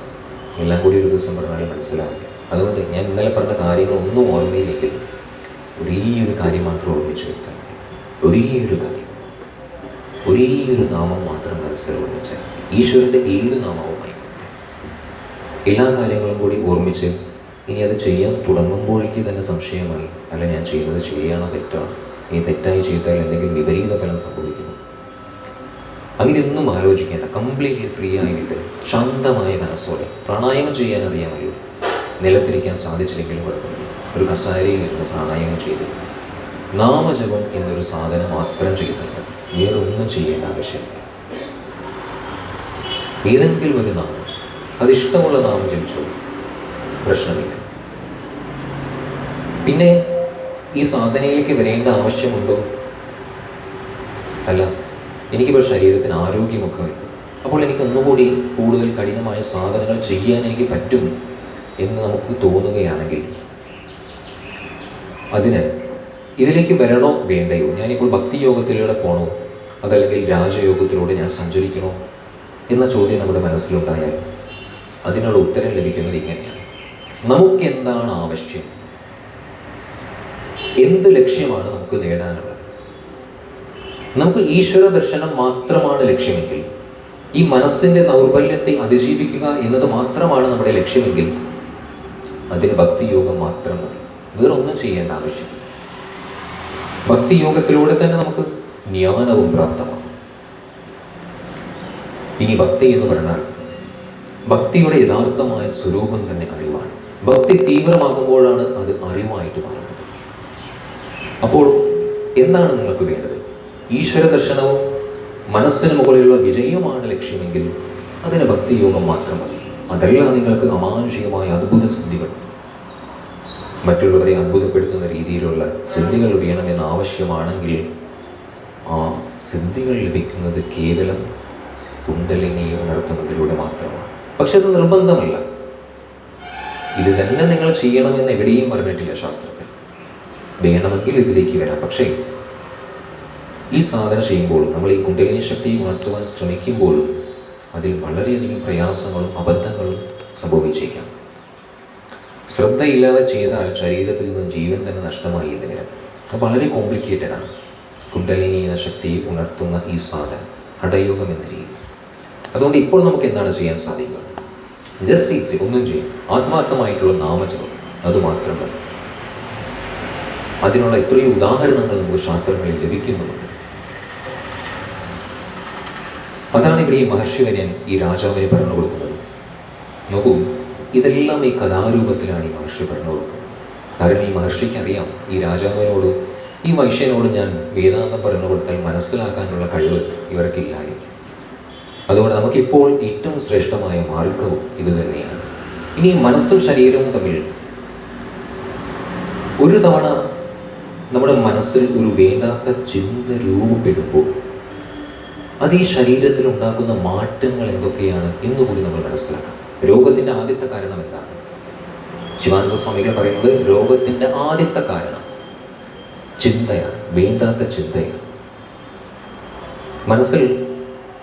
ഈ മനസ്സിരിക്കുന്നത് പ്രാണനിലാണ് എന്ന് ഞാൻ ഇന്നലെ പറഞ്ഞുള്ളൂ. മനസ്സിൽ വളരെയധികം ടെൻഷനും ഭയവും ഉള്ള സമയത്ത് നമ്മുടെ ഹൃദയം എടുത്ത് വർദ്ധിക്കും. എക്സാമിന് പരീക്ഷ എഴുതാൻ പോകുന്ന സമയത്ത് പഠിച്ചിട്ടില്ലെങ്കിൽ എന്താ സംഭവിക്കുക? ഹൃദയം എടുപ്പ് കൂടും. മനസ്സിലുള്ള ഈ വേണ്ടാത്ത ചിന്ത നമ്മുടെ ബ്രെയിനിലുള്ള സെൽസുകളെ ഡാമേജ് ആണ്. അതുമാത്രമല്ല, നമ്മുടെ ബ്ലഡിലേക്ക് ധാരാളം വിഷാംശങ്ങളെ പ്രകടമാക്കാൻ ഈ ചിന്തകൾക്ക് സാധിക്കും. ആരോഗ്യമുള്ളൊരു മനസ്സാണ് നമുക്കുള്ളതെങ്കിൽ അതിനർത്ഥം നമുക്ക് ആരോഗ്യമായൊരു ശരീരവുമുണ്ട്. ആരോഗ്യമുള്ളൊരു ശരീരമുണ്ടെങ്കിൽ ആരോഗ്യമുള്ളൊരു മനസ്സുമുണ്ട്. അതുകൊണ്ട് ഇവ രണ്ടും നമുക്ക് ഒരുമിച്ച് ആരോഗ്യത്തോടെ കൊണ്ടുപോകണം. മനസ്സിലുള്ള വേണ്ടാത്ത ചിന്തകൾ അത് വിഷാംശത്തെ പ്രകടമാക്കി നമ്മുടെ RBC, റെഡ് ബ്ലഡ് സെൽസ്, അതിൻ്റെ എണ്ണം കുറയ്ക്കും. RBCയുടെ എണ്ണം കുറഞ്ഞാൽ അത് പല വിധത്തിലുള്ള രോഗങ്ങൾ പല അവയവങ്ങൾക്കും ഉണ്ടാകും. മനസ്സ് എത്ര കണ്ട് ശാന്തമായിരിക്കുന്നുവോ അതിനനുസരിച്ച് നമ്മുടെ ശരീരവും ആരോഗ്യമുള്ളതായി തന്നെ തീരും. ചിന്മയാനന്ദ സ്വാമികളെ കണ്ടിട്ടില്ലേ? ആരോ ഒരാളുണ്ടായിരുന്നല്ലോ, നേരിട്ട് കണ്ട ഒരാൾ. ചിന്മയാനന്ദ സ്വാമികൾ അധികം ഒരു സ്വാതന്ത്ര്യ സമരത്തിൽ പങ്കെടുത്തൊരു മഹായോദ്ധാവ്. ചിന്മയാനന്ദ സ്വാമികളെ ജീവിച്ചെടുക്കാൻ അറിയോ എനിക്ക്? അറിഞ്ഞിട്ടുണ്ടത്? ഞാൻ പഠിച്ചത്, എനിക്ക് ഏറ്റവും കൂടുതൽ, ഞാൻ ചിന്മയ മിഷനിലായിരുന്നു ഡിഗ്രി കഴിഞ്ഞത്, BSc Maths. അവിടെ ആദ്യത്തെ ദിവസം തന്നെ അവർ ചിന്മയാനന്ദ സ്വാമികളുടെ ലൈഫ് ഹിസ്റ്ററി, ജീവചരിത്രം മുഴുവൻ കാണിച്ചു തന്നു. അതിൽ പൂർവാശ്രമത്തിൽ ചിന്മയാനന്ദ സ്വാമികൾ ഒരു നിരീശ്വരവാദിയായിരുന്നു. സ്വാതന്ത്ര്യ സമരത്തിലൊക്കെ പങ്കെടുത്തു. എന്നിട്ട് അദ്ദേഹം ഒരു പത്രപ്രവർത്തനത്തിലായിരുന്നു ജോലി ചെയ്തിരുന്നത്. അദ്ദേഹം ബ്രിട്ടീഷുകാരുടെ ജയിലിൽ കുറേ ദിവസം ഇരുന്ന് അവരുടെ ശിക്ഷണം, അവരുടെ ക്രൂരത ഇതൊക്കെ സഹിച്ച് ജീവൻ നഷ്ടമാകും എന്നൊരവസ്ഥ വന്നപ്പോൾ റോഡിലേക്ക് പിടിച്ചിട്ടു. പിന്നീടൊരു യുവതി ഈ സ്വാമിജികളെ കണ്ടപ്പോൾ തൻ്റെ മകൻ്റെ ഒരു ചായ തോന്നി ആ റോഡിൽ നിന്ന് എടുത്ത് മെഡിസിനും ട്രീറ്റ്മെൻറ്റും ഒക്കെ നൽകിയതിന് ശേഷമാണ് ജീവൻ ആ ശരീരത്തിൽ നിലനിർത്താൻ സാധിച്ചത്. എന്നിട്ട് വീണ്ടും തൻ്റെ ജോലിയായ പത്രപ്രവർത്തനത്തിൽ ഏർപ്പെട്ടത്. ചിന്മയാനന്ദ സ്വാമിജികളുടെ ലക്ഷ്യം ഈ ഹിമാലയത്തിൽ കുറേ സന്യാസിമാർ വെറുതെ ഇരുന്ന് സുഖമായി ജീവിക്കുന്നത് ഒരു പണിയുമെടുത്താൽ, ശരി, ഞാൻ അവിടെ പോയി ആ സന്യാസിമാരുടെ കള്ളത്തരം ലോകത്തിലുള്ള എല്ലാ മനുഷ്യർക്കും പറഞ്ഞു കൊടുക്കാം എന്ന ഉദ്ദേശത്തോടെ ഹിമാലയത്തിൽ പോയി. നേരെ എത്തിച്ചേർന്നത് ശിവാനന്ദ സ്വാമികളുടെ അടുത്തായിരുന്നു. അന്ന് കുറച്ച് അഹങ്കാരവും ഉണ്ടായിരുന്നു സ്വാമിജിയുടെ മനസ്സിൽ. ഞാനൊരു ജോലിയുള്ള ഒരാളാണ്, അതുകൊണ്ട് എനിക്ക് പെട്ടെന്ന് തന്നെ സ്വാമിജിയുടെ ഇൻ്റർവ്യൂ ലഭിക്കണം എന്നൊരു അഹങ്കാരത്തോടെ, സ്വാമിജി ഞാൻ വളരെ തിരക്കുള്ള ഒരാളാണ് കേട്ടോ, എനിക്കിപ്പോൾ വളരെ പെട്ടെന്ന് അങ്ങയുമായിട്ടൊരു ഇൻ്റർവ്യൂ ചെയ്യണം, ഇന്ന് പറ്റില്ല. ശിവാനന്ദ സ്വാമിജികൾ അപ്പോൾ തന്നെ മനസ്സിലായി, ഈ വരുന്ന വ്യക്തി അഹങ്കാരം കൊണ്ടാണ് എൻ്റെ അടുത്തേക്ക് വരുന്നത്, ഇപ്പം പറ്റില്ല, എനിക്ക് തീരെ ഇഷ്ടമായി. അങ്ങനെ ഈ ആശ്രമത്തിൽ എന്തൊക്കെയാണ് സംഭവിക്കുന്നത് എന്ന് ചിന്മയാനന്ദ സ്വാമികൾ ഓരോ മുറികളിലും പോയി നോക്കി. അപ്പോഴാണ് മനസ്സിലായത്, ഈ ശിവാനന്ദ സ്വാമികൾ ഞാൻ വിചാരിച്ച പോലെ ഉള്ളൊരാളല്ല. രാവിലെ ഒരു 3 മണിക്ക് എണീറ്റ് ആളൊരു 7 മണി വരെ സാധന ചെയ്യും. ഡോക്ടറായിരുന്നു പൂർവാശ്രമത്തിൽ. പിന്നീട് ധാരാളം പേർക്ക് ഫ്രീ ആയിട്ട് ചികിത്സയും ട്രീറ്റ്മെൻറ്റും അവിടെ നൽകുന്നുണ്ട്. പഠിച്ച ജോലി സന്യാസത്തിലിരിക്കുമ്പോഴും ആ ജോലി ചെയ്തുകൊണ്ടിരുന്നു. അങ്ങനെ ഓരോ ചോദ്യങ്ങൾ ചോദിക്കുന്നവർ.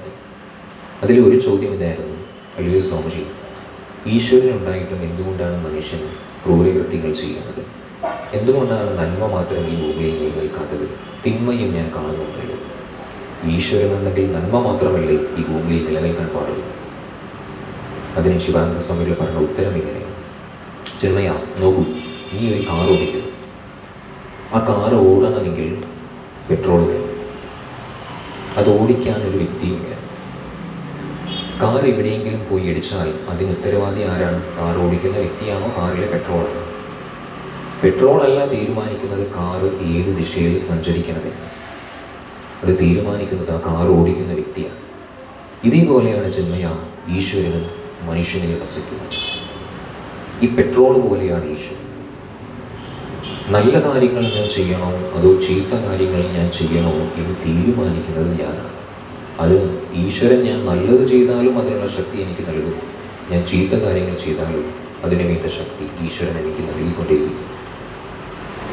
അങ്ങനെ ചിന്മയാനന്ദ സ്വാമിക്ക് ലഭിച്ച ഏറ്റവും വലിയൊരു ഭാഗ്യം എന്താണ്? ഒരു യോഗ്യനായ ഗുരുവിന് സമക്ഷമുണ്ടായിരുന്നു. ചോദ്യങ്ങൾ ചോദിക്കുവാൻ, ഒരു ചോദ്യം ചോദിച്ചാൽ അതിനു വേണ്ട ഉത്തരം കൃത്യമായി പറഞ്ഞു തരുവാൻ ഒരു ഗുരു സമക്ഷമുണ്ടായിരുന്നു. എന്നാൽ ഇന്ന് നമുക്ക് എന്താണ് സംഭവിച്ചത്? ഇന്ന് നമുക്ക് മനസ്സിൽ ചോദ്യങ്ങൾ ഉണ്ടെങ്കിൽ അത് ചോദിക്കുവാൻ ആരുമില്ല. അഥവാ കുട്ടികൾ അച്ഛനമ്മമാരോട് എന്തെങ്കിലും സംശയങ്ങൾ ചോദിച്ചാലും അതിനു വേണ്ട കൃത്യമായ ഉത്തരം പറഞ്ഞു കൊടുക്കാൻ ഭൂരിഭാഗം അച്ഛനമ്മമാർക്കും ഉത്തരം അറിയില്ല. അവരുടെ നിസ്സഹായ അവസ്ഥയിലാണ്. അവരെ കുറ്റം പറഞ്ഞിട്ട് കാര്യമില്ല. കാരണം അവർക്ക് അവരുടെ അച്ഛനമ്മമാർ പറഞ്ഞു കൊടുത്താലല്ലേ എന്തെങ്കിലും മനസ്സിലാക്കാൻ സാധിക്കും.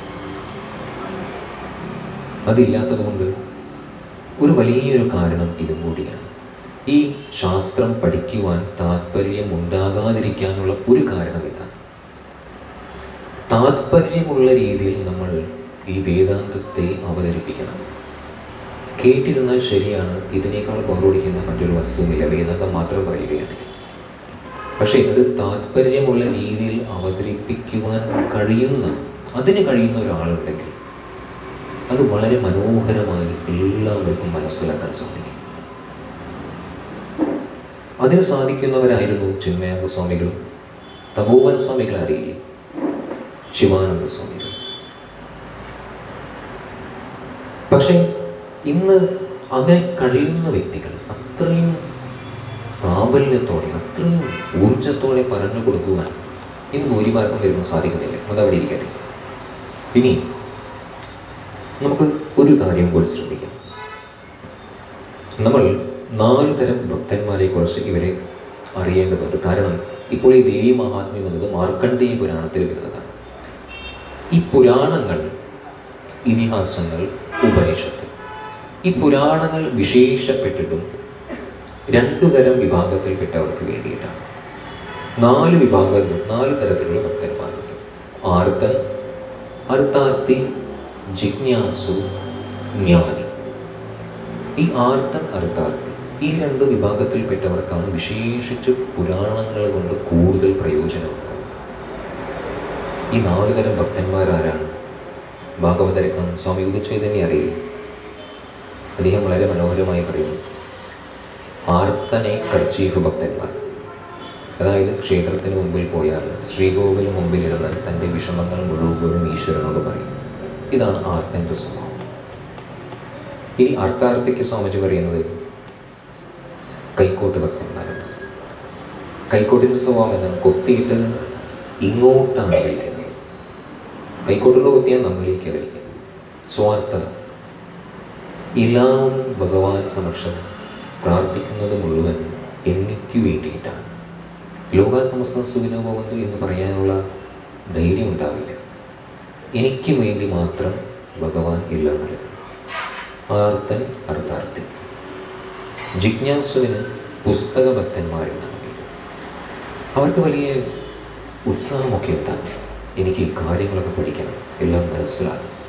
അങ്ങനെ പുസ്തകങ്ങളിൽ അന്വേഷിച്ചുകൊണ്ടേയിരിക്കും. എന്നാൽ ഇവർക്ക് സംഭവിക്കുന്ന ഒരു തെറ്റെന്താണ്? പുസ്തകങ്ങൾ അന്വേഷിച്ചുകൊണ്ടേയിരിക്കുമ്പോഴും ഒരല്പസമയം ആത്മാർത്ഥമായിരുന്നു സാധന ചെയ്യാൻ ഇവർക്ക് സാധിക്കില്ല. ഇന്നലെയും ഞാൻ പറഞ്ഞിരുന്നു, വിവേകാനന്ദ സ്വാമികൾ പറയുന്ന വാക്കുകൾ, ഏറ്റവും വലിയ പുസ്തകം നമ്മുടെ മനസ്സാണ്. ആ മനസ്സിലെ അറകളെ തുറക്കാൻ സാധിച്ചാൽ നമുക്ക് അറിവ് നേടുവാൻ വേണ്ടി വേറെ എങ്ങോട്ടും പോകേണ്ട ആവശ്യമില്ല. പക്ഷേ ഈ മനസ്സിലെ അറകളെ തുറക്കണമെങ്കിൽ അതിന് തപസ് എന്ന ശക്തിയല്ലാതെ മറ്റൊരു മാർഗവും അവശേഷിക്കുന്നില്ല. ഇനി 4ാമത്തെ വിഭാഗത്തിൽപ്പെട്ടവരാണ് ആർത്തൻ കണ്ടു, അർത്ഥാർത്ഥി, ജിജ്ഞാസു, ജ്ഞാനി. ചതുർവിധ വചന്തേ മാം ജനാസൂർദിനോർജുന ആർത്തോ ജിജ്ഞാസുരർത്ഥാർത്ഥി ജ്ഞാനി ചകലദർശന. ജ്ഞാനിയുടെ വിശേഷണം എന്താണ്? ആരാണ് ജ്ഞാനി? ഉദാഹരണം എടുത്ത് പറയാം. ശങ്കരാചാര്യ സ്വാമികൾ, ചിന്മയാനന്ദ സ്വാമികൾ, തപോവന സ്വാമികൾ, വിവേകാനന്ദ സ്വാമികൾ പൂർണ്ണമായിട്ടും ഈശ്വരനെ അനുഭവിച്ചു കഴിഞ്ഞാൽ മാത്രമേ ഒരാൾ പൂർണ്ണ ജ്ഞാനി എന്ന് നമുക്ക് പറയാൻ സാധിക്കും. ആരെങ്കിലും ഒരാൾ പറഞ്ഞാൽ ഇതാണ് ഈശ്വരൻ എന്ന് വാക്കുകളിലൂടെ നിർവചിച്ചാൽ അത് തെറ്റാണ്. കാരണം ഈശ്വരനെ ഇതുവരെ വാക്കുകളിലൂടെ നിർവചിക്കുവാൻ ആർക്കും തന്നെ സാധിച്ചിട്ടില്ല. എന്നാൽ ഈശ്വരൻ എപ്പോൾ ശബ്ദരൂപത്തിൽ പ്രകടമാകുന്നു അത് വേദം തന്നെയാണ്.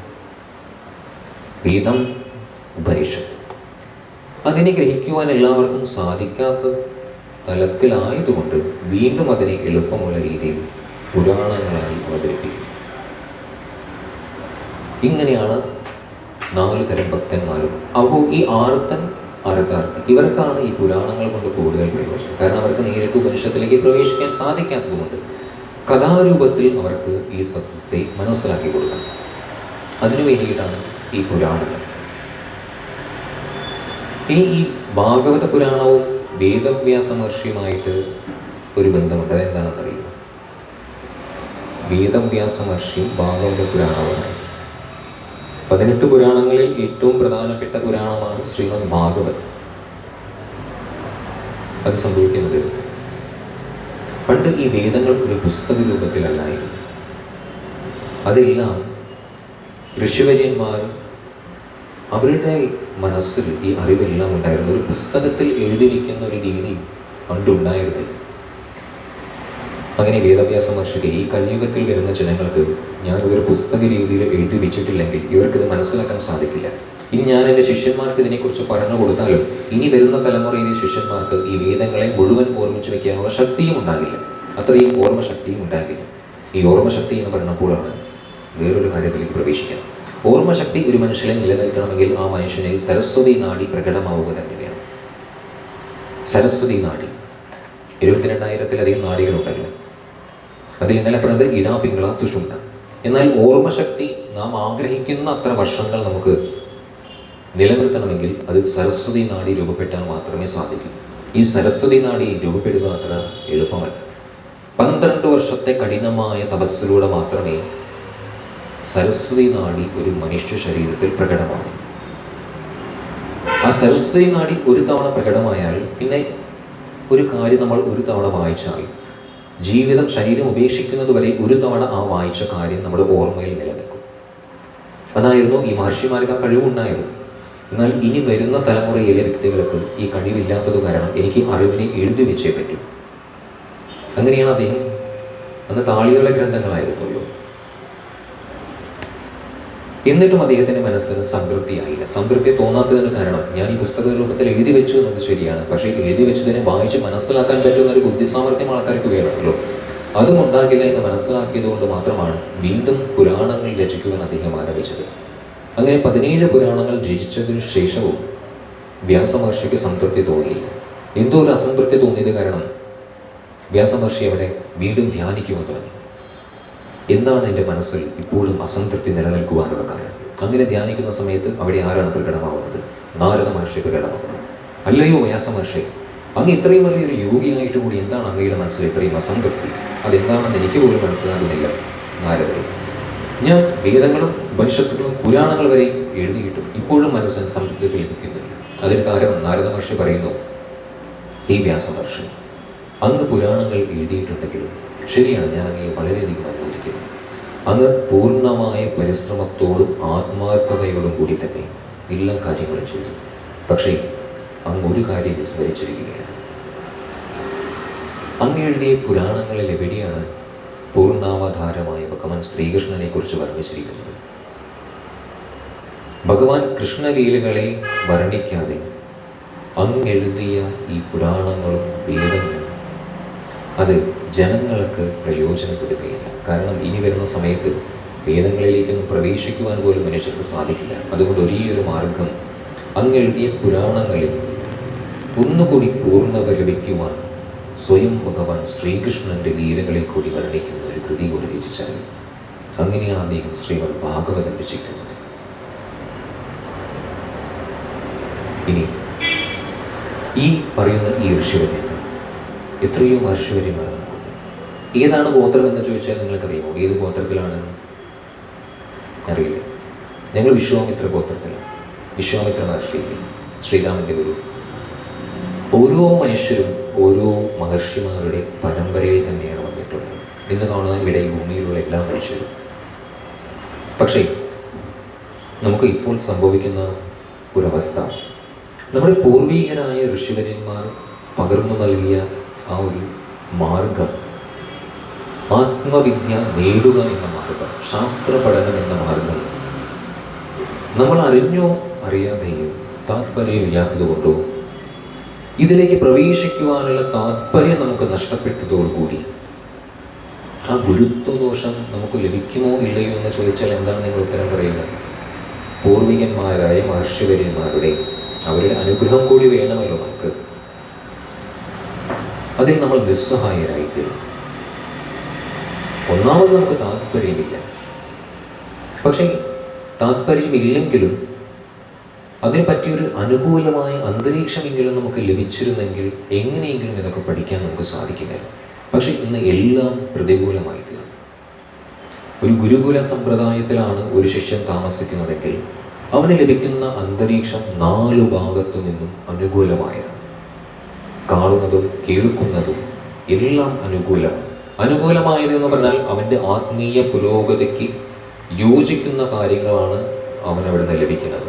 പക്ഷേ ഇന്ന് ഇത് ശിവാനന്ദ സ്വാമികൾ തന്നെ പറഞ്ഞ കാര്യമാണ്. നമ്മൾ ജീവിക്കുന്ന ഈ സമൂഹം 100% പ്രതികൂലമായി തീർന്നു. അതുകൊണ്ട് ഒരേയൊരു മാർഗം എന്താണ്?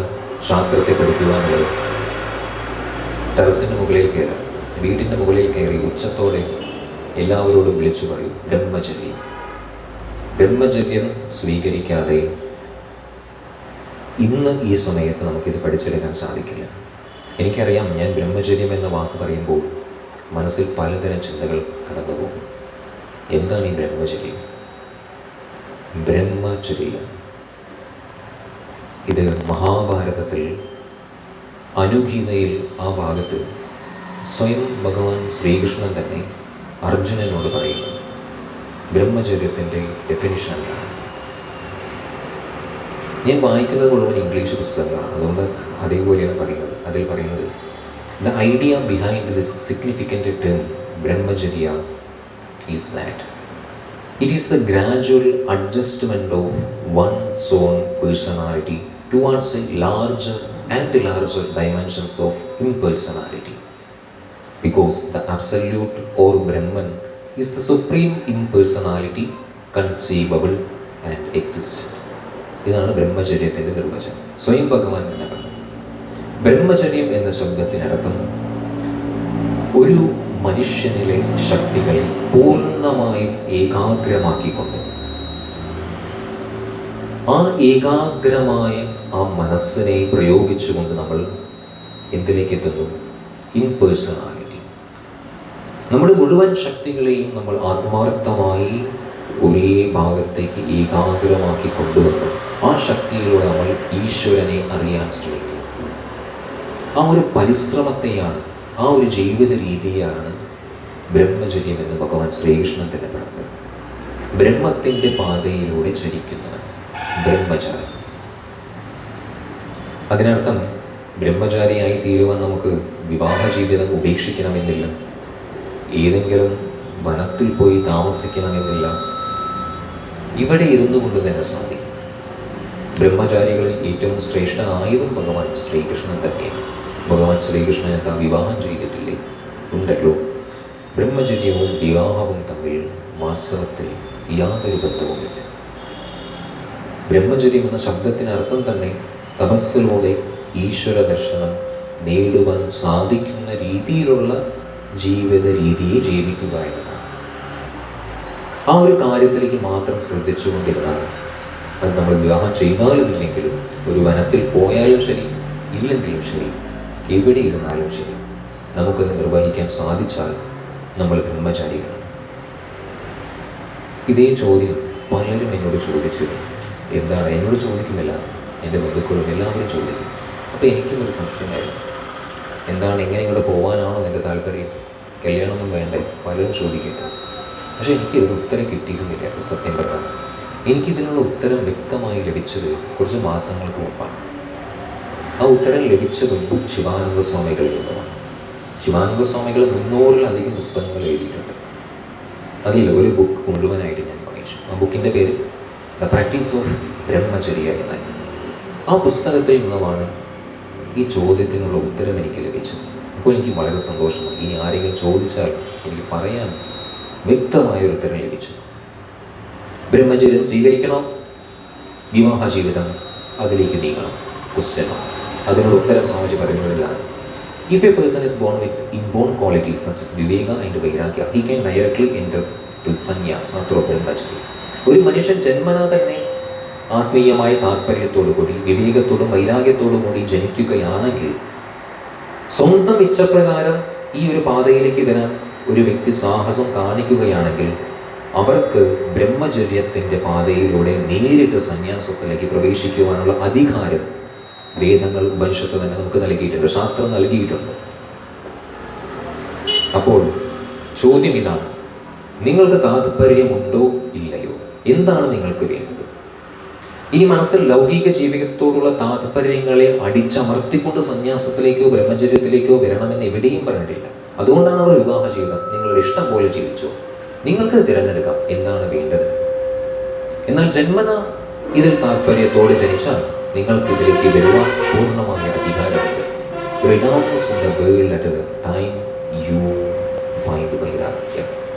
വൈരാഗ്യം ജനിക്കുന്ന നിമിഷം നേരിട്ട് സന്യാസത്തിലേക്ക് പ്രവേശിച്ചു. ഇപ്പോൾ എനിക്ക് സംതൃപ്തി, ചോദിച്ചാൽ ഒരു ഉത്തരം പറയാനായി. അതുകൊണ്ട് ശാസ്ത്രം നമ്മളെ നിർബന്ധിക്കുന്നില്ല, നീ വിവാഹം ചെയ്യരുത്, നീ നിർബന്ധമായിട്ട് ബ്രഹ്മചര്യത്തിലേക്ക് വന്നേ പറ്റൂ, അല്ലെങ്കിൽ നീ നിർബന്ധമായിട്ട് സന്യാസം സ്വീകരിച്ചേ പറ്റൂ, അങ്ങനെ പറയുന്നില്ല. ഇനി അതിലും രസമായ ഉദാഹരണം ശിവാനന്ദ സ്വാമികൾ പറഞ്ഞത് വളരെ മനോഹരമായിട്ട് കേൾക്കൂ. ബ്രഹ്മചര്യവും വിവാഹ ജീവിതവും തമ്മിൽ ഉള്ള വ്യത്യാസം ഇതാണ്. ബ്രഹ്മചര്യം എന്നത് ഈശ്വരനിലേക്ക് എത്താനുള്ള നേരായ വഴിയാണ്. ഒരൊറ്റ ലൈന് വരച്ചാൽ എങ്ങനെയാണോ ഒന്നും വളർന്നു തിരിയേണ്ട, നേരിട്ട് നമുക്ക് ഈശ്വരനിലേക്ക് എത്തും. എന്നാൽ ഈ വിവാഹ ജീവിതം എന്ന് പറയുന്നത് ഇങ്ങനെ വളഞ്ഞ് വളഞ്ഞ് വളഞ്ഞ് വളഞ്ഞ് വളഞ്ഞൊരു സിക്സാക്ക് രീതിയാണ്. ഇതാണ് വ്യത്യാസം. നിങ്ങൾ തിരഞ്ഞെടുത്തോ, നിങ്ങൾക്ക് നേരിട്ട് ഈശ്വരനിലേക്ക് എത്തണമെങ്കിൽ അത് ബ്രഹ്മചര്യത്തിലൂടെ മാത്രമേ സാധിക്കൂ. എന്നാൽ നിർബന്ധിക്കുന്നില്ല, നിങ്ങൾക്ക് തിരഞ്ഞെടുക്കാം.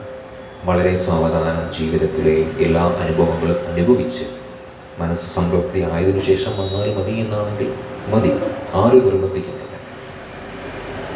അതാണ് നമ്മുടെ സംസ്കൃതി നമുക്ക് നൽകുന്ന ഒരു സ്വാതന്ത്ര്യം. ഏത് രീതിയിൽ ജീവിക്കാൻ ഉള്ള സ്വാതന്ത്ര്യം നമുക്കുണ്ട് എന്ന് പറഞ്ഞാൽ അതിനർത്ഥം നാളെ പോയി മറ്റുള്ളവരെ ഉപദ്രവിക്കണമെന്നല്ല. നമുക്ക് തിരഞ്ഞെടുക്കാം ഏത് രീതിയിൽ വേണമെങ്കിൽ. നമുക്ക് ആത്മീയ പുരോഗതിയിൽ എത്ര വേണമെങ്കിലും ഡിലേ വരുത്താം, നീട്ടം വരുത്തിക്കൊണ്ടേയിരിക്കാം. അത് തീരുമാനിക്കുന്നത് നമ്മുടെ മനസ്സിൻ്റെ യോഗ്യതയും നമ്മുടെ താല്പര്യങ്ങളും അനുസരിച്ചാണ്. ഇനി താല്പര്യമില്ലാത്തൊരു വ്യക്തിയിൽ ഈ താല്പര്യം ജനിക്കാൻ എന്താണ് ഒരു വഴി? ജന്മന ഒരു രജോഗുണ സ്വഭാവമുള്ള വ്യക്തിയാണ്, അവന് ഈ കാര്യങ്ങൾ പഠിക്കാൻ താല്പര്യമൊന്നുമില്ല. അച്ഛനമ്മമാർ പറയുന്നത് കേൾക്കാനോ, ക്ഷേത്രങ്ങളിൽ വന്നാൽ ശാന്തമായി 10 മിനിറ്റ് കണ്ണടച്ചിരുന്ന് ജപിക്കാനോ പൊതുവെ ഒരു താല്പര്യമില്ല. അവനിൽ ഇതിനോടുള്ളൊരു താല്പര്യം ജനിപ്പിക്കാൻ എന്തെങ്കിലും ഒരു മാർഗമുണ്ടോ? മാർഗമുണ്ട്. അതിനാർക്കാണ് സാധിക്കുക എന്നറിയുന്നത്? അതിന് ഏറ്റവും കൂടുതൽ ശക്തിയുള്ളത് ആ കുട്ടിയുടെ അമ്മയ്ക്കാണ്. കാരണം ഏറ്റവും കൂടുതൽ ഒരു കുട്ടിയെ സ്വാധീനിക്കാൻ സാധിക്കുന്നത് ആർക്കായിരിക്കും? അച്ഛനേക്കാളധികം അമ്മയ്ക്ക് തന്നെയാണ്.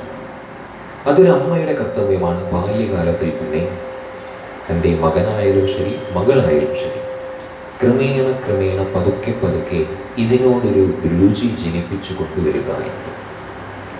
അതിനു വേണ്ടിയിട്ടാണ് വേദങ്ങൾ മാത്രമല്ല ഇവിടെ പുരാണങ്ങൾ കഥാരൂപത്തിൽ അവതരിപ്പിച്ചു കൊടുക്കുന്നത്. ക്രമേണ ആ കുട്ടികളുടെ ശ്രദ്ധ ഈ കഥകളിലേക്ക് കൊണ്ടുവന്ന് സാധന ചെയ്യാൻ പരിശീലിപ്പിച്ച്, നേരത്തെ 5 മണിക്ക് എണീറ്റ് പ്രാണായാമവും കുറച്ച് യോഗാസനങ്ങൾ എല്ലാം ചെയ്യാൻ പരിശീലിപ്പിച്ചതിന് ശേഷം ക്രമേണ അവനെ ഉപനിഷത്ത് പഠനത്തിലേക്ക് കൊണ്ടുവരണം. ഒരു ലോങ് പ്രോസസ്സാണ്, നമ്മൾ വിചാരിക്കുന്ന അത്ര എളുപ്പം സാധിക്കുന്നതല്ല. പക്ഷെ നമുക്ക് സ്വാതന്ത്ര്യമുണ്ട്. എത്ര സമയം വേണമെങ്കിലും, ഈ ജന്മം എന്നല്ല, ഇനി എത്ര ജന്മങ്ങൾ വേണമെങ്കിലും നമുക്ക് എടുക്കാം. അതിനെല്ലാം അത് തീരുമാനിക്കുന്നത് നമ്മൾ ഓരോരുത്തരുമാണ്. നേരത്തെ കാറിൻ്റെ കാര്യം പറഞ്ഞിട്ടുണ്ട്. പെട്രോളല്ല തീരുമാനിക്കുന്നത് കാർ ഏത് ദിശയിൽ പോകണം, അത് ഓടിക്കുന്ന വ്യക്തിയാണ്. അതേപോലെ നമ്മളാണ് തീരുമാനിക്കുന്നത് നമ്മുടെ ജീവിതം ഏതു രീതിയിൽ കൊണ്ടുപോകണമെന്ന്. ഏറ്റവും കൂടുതൽ ഊർജ്ജമുള്ളൊരു മനസ്സാണ് നമുക്ക് വേണ്ടതെങ്കിൽ അതിന് ചില അഡ്ജസ്റ്റ്മെൻറ്റ് നമ്മുടെ ജീവിത രീതികളിൽ നമുക്ക് കൊണ്ടുവന്നേ പറ്റും. മനസ്സിന് ഇഷ്ടമില്ലാത്ത കാര്യങ്ങൾ നമ്മൾ നിർബന്ധപൂർവം പതുക്കെ പതുക്കെ മനസ്സിന് നൽകി ഈ മനസ്സിനെ ഈശ്വര ദർശനത്തിന് യോഗ്യമാക്കി തീർക്കേണ്ട ജോലി അതാരുടേതാണ്? അത് നമ്മുടേതാണ്. ഇനി അതിനാരാണ് നമ്മെ സഹായിക്കുക? ആരാണ്? ദേവന്മാർ, അസുരന്മാർ വന്ന് തങ്ങളെ ഉപദ്രവിക്കുമ്പോൾ അവർക്ക് മഹാവിഷ്ണുവുണ്ട്, പരമശിവനുണ്ട്, ബ്രഹ്മദേവനുണ്ട്. നമ്മൾ ആരോടാണ് പോയി സഹായം ചോദിക്കുക? ആരോടാണ് നമ്മൾ നമ്മുടെ വിഷമങ്ങൾ പറയുക? ആരുമില്ല അവസരത്തിൽ. ആരോടെങ്കിലും വിഷമങ്ങൾ പറയാൻ പോയാൽ അതിലും വലിയ വിഷമം അവർ നമ്മളോട് പറയുന്നത്. അത് വെറുതെ ഒരു സമയം വേസ്റ്റാണ്. വിഷമങ്ങൾ നാമത്തിലൂടെ, നാമത്തിലുള്ള ശ്രദ്ധയിലൂടെ, അതല്ലെങ്കിൽ താത്പര്യമുള്ള ഏതെങ്കിലും പുരാണ ഗ്രന്ഥങ്ങൾ വായിച്ച് ആ വിഷമത്തെ ക്രമേണ നമ്മൾ തന്നെ മാറ്റിയെടുക്കണം. ഒന്നിനെയും മറ്റാരെയും ആശ്രയിക്കരുത്. നമ്മൾ വാസ്തവത്തിൽ മറ്റാരെയെങ്കിലും ആശ്രയിച്ചാൽ അവരിൽ നിന്ന് നമുക്ക് നമ്മുടെ വിഷമത്തിന് വേണ്ട ശരിയായ ഉത്തരം ലഭിക്കില്ല, അധിക സമയവും ലഭിക്കില്ല.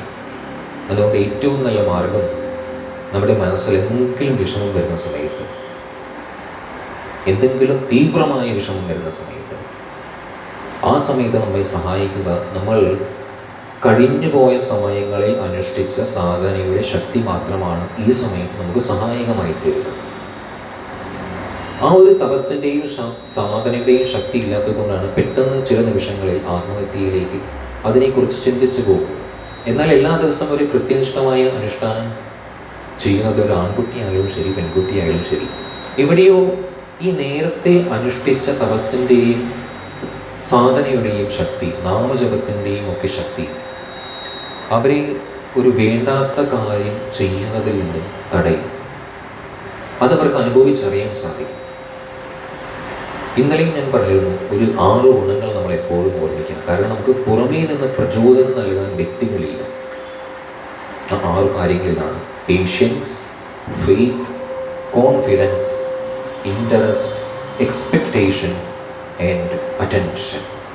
ഏറ്റവും കൂടുതൽ നമുക്ക് വേണ്ടത് ക്ഷമയാണ്. ക്ഷമയും വിശ്വാസവും. ആരിലുള്ള വിശ്വാസം? സ്വന്തം ഗുരുവിലുള്ള വിശ്വാസം.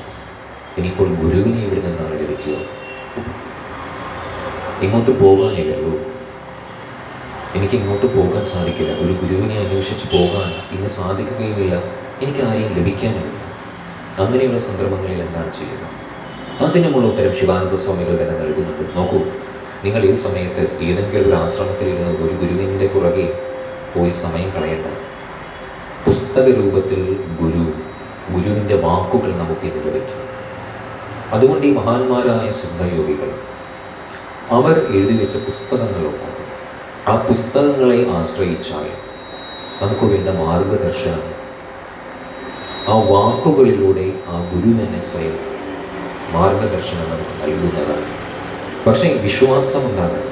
നമ്മൾ ഒരു പുസ്തകം വായിക്കുമ്പോൾ ഈ പുസ്തകത്തിൽ എഴുതി വെച്ച രീതിയിൽ ഞാൻ ആത്മാർത്ഥമായിട്ട് ജീവിച്ചാൽ ഇതിനെന്നിൽ മാറ്റങ്ങൾ ഉണ്ടാക്കാനുള്ള ശക്തി ഇതിനുണ്ട് എന്നൊരു വിശ്വാസത്തോടെ നമ്മൾ സാധന അനുഷ്ഠിക്കണം.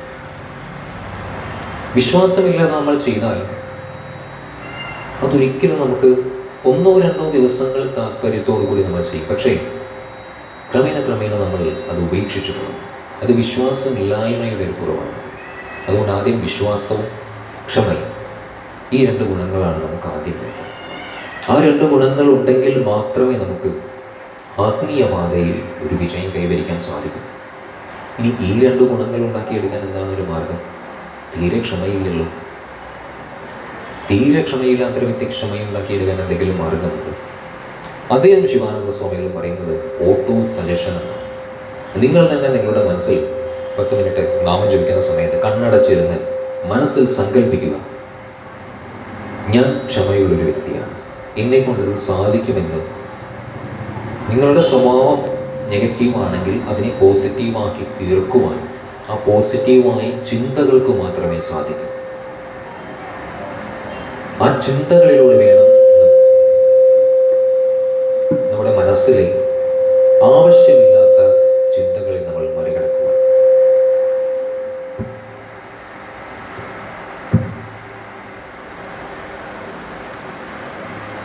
രാമകൃഷ്ണ പരമഹംസരെ അറിയില്ലേ നിങ്ങൾക്ക്? രാമകൃഷ്ണ പരമഹംസർ സ്വാമി വിവേകാനന്ദജിയുടെ ഗുരുവായി. ഒരിക്കൽ രാമകൃഷ്ണ പരമഹംസരുടെ പത്നി ശ്രീ ശാരദാദേവി ഇദ്ദേഹത്തോട് ചോദിക്കുകയുണ്ടായി. രാമകൃഷ്ണ പരമഹംസരെ അറിയാമല്ലോ, തൊണ്ടയിൽ ക്യാൻസർ ആയിരുന്നു അദ്ദേഹത്തിന്. അപ്പോൾ ഇദ്ദേഹത്തിൻ്റെ ശിഷ്യന്മാർ ഒരിക്കൽ ശാരദാദേവിയുടെ സമക്ഷം നമുക്ക് ചോദിച്ചു, മാതേ, എന്താണ് നമ്മുടെ ഗുരുദേവൻ ഒരു സിദ്ധയോഗി ആയിട്ട് കൂടി ഈ രോഗങ്ങൾ അദ്ദേഹത്തിൻ്റെ ശരീരത്തെ ബാധിക്കുന്നത്? അതിന് ശ്രീ ശാരദാദേവി പറഞ്ഞ ഉത്തരം ഇങ്ങനെയാണ്. നോക്കൂ, ഇദ്ദേഹം ഈ രാമകൃഷ്ണ പരമഹംസർ അദ്ദേഹം സ്വയം ഈശ്വരനെ ദർശിച്ചൊരു വ്യക്തിയാണ്. അതുകൊണ്ട് അദ്ദേഹത്തിന് ഇനി ഈ രോഗത്തെ ചെയ്യുവാനായി യാതൊന്നും തന്നെയില്ല.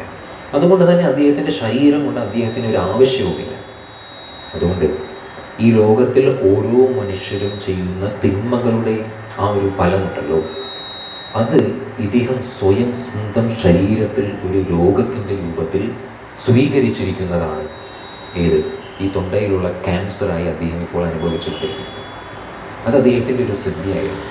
മറ്റുള്ളവരുടെ ദുഷ്കർമ്മങ്ങളുടെ ഫലം സ്വന്തം ശരീരത്തിൽ സ്വീകരിച്ചുകൊണ്ട് മറ്റുള്ളവർക്ക് നന്മയെ നൽകുക എന്നൊരു വിശാലമായ മനസ്സ് ഈ രാമകൃഷ്ണ പരമഹംസർക്കുണ്ടായിരുന്നു. ഇതുപോലെ തന്നെയായിരുന്നു വിവേകാനന്ദ സ്വാമി. അദ്ദേഹം നോക്കൂ, 32-ലധികം രോഗങ്ങളായിരുന്നു വിവേകാനന്ദ സ്വാമിജിയുടെ ശരീരത്തിലുള്ളത്. അദ്ദേഹം ശരീരം ഉപേക്ഷിക്കുന്നതിന് മുമ്പുള്ള സമയം. ഇതൊക്കെ എന്തിനാണ് ഇവർക്ക് എല്ലാ കഴിവുകളുമുണ്ട്. ആഗ്രഹിക്കുകയാണെങ്കിൽ ഒരു രോഗങ്ങളും ബാധിക്കാത്ത രീതിയിൽ ഇവർക്ക് ഇവരുടെ ശരീരങ്ങളെ ആരോഗ്യത്തോടെ കൊണ്ടു നടക്കാം. പക്ഷെ അത് ഇവരുടെ നിസ്വാർത്ഥതയാണ്. തൻ്റെ ശരീരത്തിലേക്ക് ആ രോഗങ്ങളെ സ്വീകരിച്ചുകൊണ്ട്, അതായത് മറ്റുള്ളവർ ചെയ്ത ദുഷ്കർമ്മങ്ങളുടെ ഫലം തന്നിലേക്ക് സ്വീകരിച്ചുകൊണ്ട് അവർക്ക് നന്മ വരട്ടെ എന്ന വിശാലമായ മനസ്സ്. ആ ഒരു വിശാലമായ മനസ്സ് ഉണ്ടെങ്കിൽ മാത്രമേ നമ്മൾ ചെയ്യുന്ന ഏതൊരു തപസ്സും അതിൻ്റെ പൂർണ്ണതയിൽ എത്തുകയുള്ളൂ. അല്ലാതെ നമ്മൾ ഏതു തരം സാധന അനുഷ്ഠിച്ചാലും സ്വാർത്ഥത നമ്മുടെ മനസ്സിലുണ്ടെങ്കിൽ അത് നമ്മുടെ തന്നെ വിനാശത്തിന് കാരണമാണ്. മറ്റുള്ള ഒരാൾക്ക് തിന്മ വരട്ടെ എന്ന് ആഗ്രഹിച്ചാൽ ആദ്യം വിനാശം സംഭവിക്കുന്നത് നമ്മുടെ മനസ്സിലെ സദ്ഗുണങ്ങൾക്കായിരിക്കും. മനസ്സിൽ വരുന്ന ഓരോ ചിന്തകളും നമ്മുടെ ശരീരത്തിൻ്റെ ഓരോ അവയവങ്ങൾക്കും ദോഷം ചെയ്യുന്നതാണ്. അതുകൊണ്ട് നമുക്ക് ഏറ്റവും വലിയൊരു ഭാഗ്യം, നമുക്ക് ഈ നിമിഷം കിട്ടിയ ഏറ്റവും വലിയൊരു ഭാഗ്യം എന്താണ്? ഏറ്റവും വലിയൊരു ഭാഗ്യം എന്താണ് നമുക്ക് ഈ നിമിഷം കിട്ടിയത്? ഗുരുവിൻ്റെ അനുഗ്രഹം. ആ അനുഗ്രഹത്തിലൂടെ മാത്രമേ നമുക്ക് ഏതെങ്കിലും ഒരു മേഖലയിൽ പുരോഗതി കൈവരിക്കാൻ സാധിക്കും. അതുകൊണ്ട് ഈ വിശ്വാസത്തോടെ വേണം നമുക്ക് ഓരോ ദിവസവും സാധന അനുഷ്ഠിക്കുക. ഈ ദേവിയുടെ ശക്തി കുണ്ടലിനി രൂപത്തിൽ നമ്മിൽ വസിക്കുന്നുണ്ടെങ്കിലും ആ ശക്തിയെ പ്രകടമാക്കുവാൻ നമുക്ക് തപസ് ആവശ്യമാണ്. ആ ദേവിയെ നമ്മൾ സദാ സ്മരിക്കേണ്ടതാണ്. ശരിയാണ്, നിങ്ങൾ രാത്രി ഒരു 10 മണിക്ക് ശേഷം ഇരുന്ന് നോക്കൂ, ശാന്തമായ അന്തരീക്ഷത്തിൽ ഈ ശക്തി ഇപ്പോഴുമുണ്ട്. ദേവിയുടെ ശക്തി ഈ പ്രപഞ്ചത്തിൽ ഇപ്പോഴും വസിക്കുന്നുണ്ട്. അത് നമുക്ക് ഗ്രഹിച്ചെടുക്കാൻ സാധിക്കും. അതിന് ഏകാന്തമായൊരു അന്തരീക്ഷവും ശാന്തമായൊരു മനസ്സും വേണം. അങ്ങനെ കണ്ണടച്ച് നമ്മൾ പറഞ്ഞ് വെറുതെ നിന്നിരുന്നാൽ മതി. കണ്ണടച്ചിരുന്നു ഉറക്കം തൂങ്ങരുത്. ഉറക്കം തൂങ്ങിയാൽ നമ്മൾ ഉറക്കത്തിലേക്ക് പോകും. ദേവിയുടെ അനുഭൂതി നമുക്ക് തീർച്ചയായിട്ടും അനുഭവിക്കാൻ സാധിക്കും. പേടിക്കരുതാരും, അതിനെല്ലാവർക്കും സാധിക്കട്ടെ.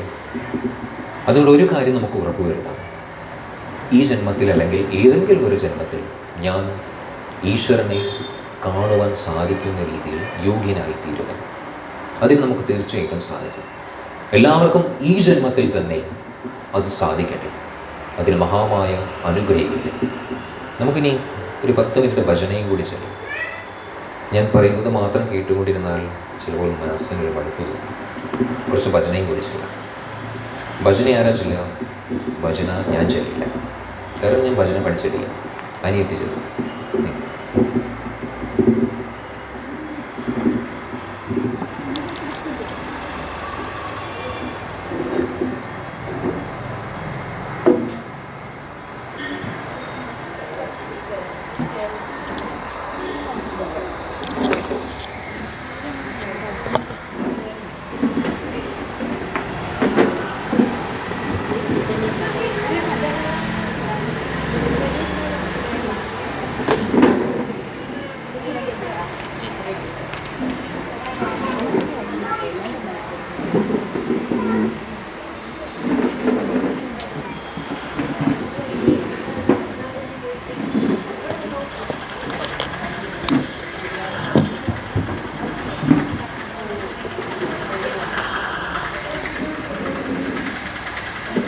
എല്ലാവർക്കും നമസ്കാരം. അപ്പം ഇവിടെയുള്ള അമ്മമാരെല്ലാവരും നല്ലോണം ഭജന ചെയ്യുന്ന അമ്മമാരാണ്. ഞാൻ അങ്ങനെ ഭജന പോയി പഠിച്ചിട്ടൊന്നുമില്ല. ഈ പറഞ്ഞ പോലെ ചിന്മയ മിഷനിലെ ക്ലാസ്സുകൾക്ക് പോകാറുണ്ട്. അപ്പം അവിടുത്തെ ടീച്ചർമാരൊക്കെ ചൊല്ലിത്തരുന്ന കുഞ്ഞു കുഞ്ഞു ഭജനകളൊക്കെ എനിക്കറിയുള്ളൂ. ഞാൻ ഒറ്റയ്ക്ക് ചൊല്ലിയ രസം ഉണ്ടാവില്ലല്ലോ. ഓരോ വരികൾ ഞാൻ ചെല്ലുമ്പോൾ അടുത്ത വരികൾ എല്ലാവരും ഏറ്റു ചൊല്ലിക്കഴിഞ്ഞാൽ നമുക്ക് രസത്തിൽ ഒന്ന് രണ്ട് ഭജനകളൊക്കെ ചൊല്ലിയിട്ട് ദീപാരാധനക്ക് തൊഴുതിട്ട് പിരിയാം. അപ്പോൾ കുറെ പേർക്ക് അറിയുന്നൊരു ഭജനയായിരിക്കും. ചൊല്ലി തുടങ്ങാം. എല്ലാവരും ഒന്ന് ഏറ്റു ചൊല്ലി സപ്പോർട്ട് ചെയ്യണേ. ശരണം ശരണം ഭഗവാനേ, ശരണം ശരണം ഭഗവാനേ, ശരണാഗത വത്സല ഭഗവാനേ, ശരണാഗത വത്സല ഭഗവാനേ, അറിവില്ലാത്തവരാണേ ഭഗവാനേ, അറിവില്ലാത്തവരാണേ ഭഗവാനേ, പിഴകൾ പൊറുക്കേണം ഭഗവാനേ, പിഴകൾ പൊറുക്കേണം ഭഗവാനേ, മരണം വരെയും നിൻ തിരുനാമം, മരണം വരെയും നിൻ തിരുനാമം മനനം ചെയ്യണം ഭഗവാനേ, മനനം ചെയ്യണം ഭഗവാനേ, ശരണം ശരണം ഭഗവാനേ, ശരണം ശരണം ഭഗവാനേ, ശരണാഗത വത്സല ഭഗവാനേ, ശരണാഗത വത്സല ഭഗവാനേ, മദനഗരസൂനോ ഭഗവാനേ, മദനഗരസൂനോ ഭഗവാനേ, മധുസൂദനസൂദ ഭഗവാനേ, മധുസൂദനസൂദ ഭഗവാനേ, മകരജ്യോതിയാം ഭഗവാനേ, മകരജ്യോതിയാം ഭഗവാനേ, മമ ജീവൻ പ്രാണനാം ഭഗവാനേ, മമ ജീവൻ പ്രാണനാം ഭഗവാനേ, ശരണം ശരണം ഭഗവാനേ, ശരണം ശരണം ഭഗവാനേ, ശരണാഗത വത്സല ഭഗവാനേ, ശരണാഗത വത്സല ഭഗവാനേ, ശരണാഗത വത്സല ഭഗവാനേ, ശരണാഗത വത്സല ഭഗവാനേ. നവരാത്രിയാണ്. നമുക്ക് ഭഗവതിനെ മറന്നിട്ടൊന്നുമില്ല. അപ്പൊ ഒരു ശാന്തമായിട്ടുള്ള ഒരു ഭജന ചൊല്ലി. ഇത് നമുക്ക് നല്ലൊന്ന് നമ്മൾ ഉഷാറാക്കണ രീതിയിൽ ദുർഗാദേവിന്റെ ഒരു ഭജന ചെല്ലാം. എല്ലാവരും നല്ല ശബ്ദത്തിൽ ഒന്ന് ഉറക്കിയിട്ട് ചൊല്ലിയ ഇത് രസമായി.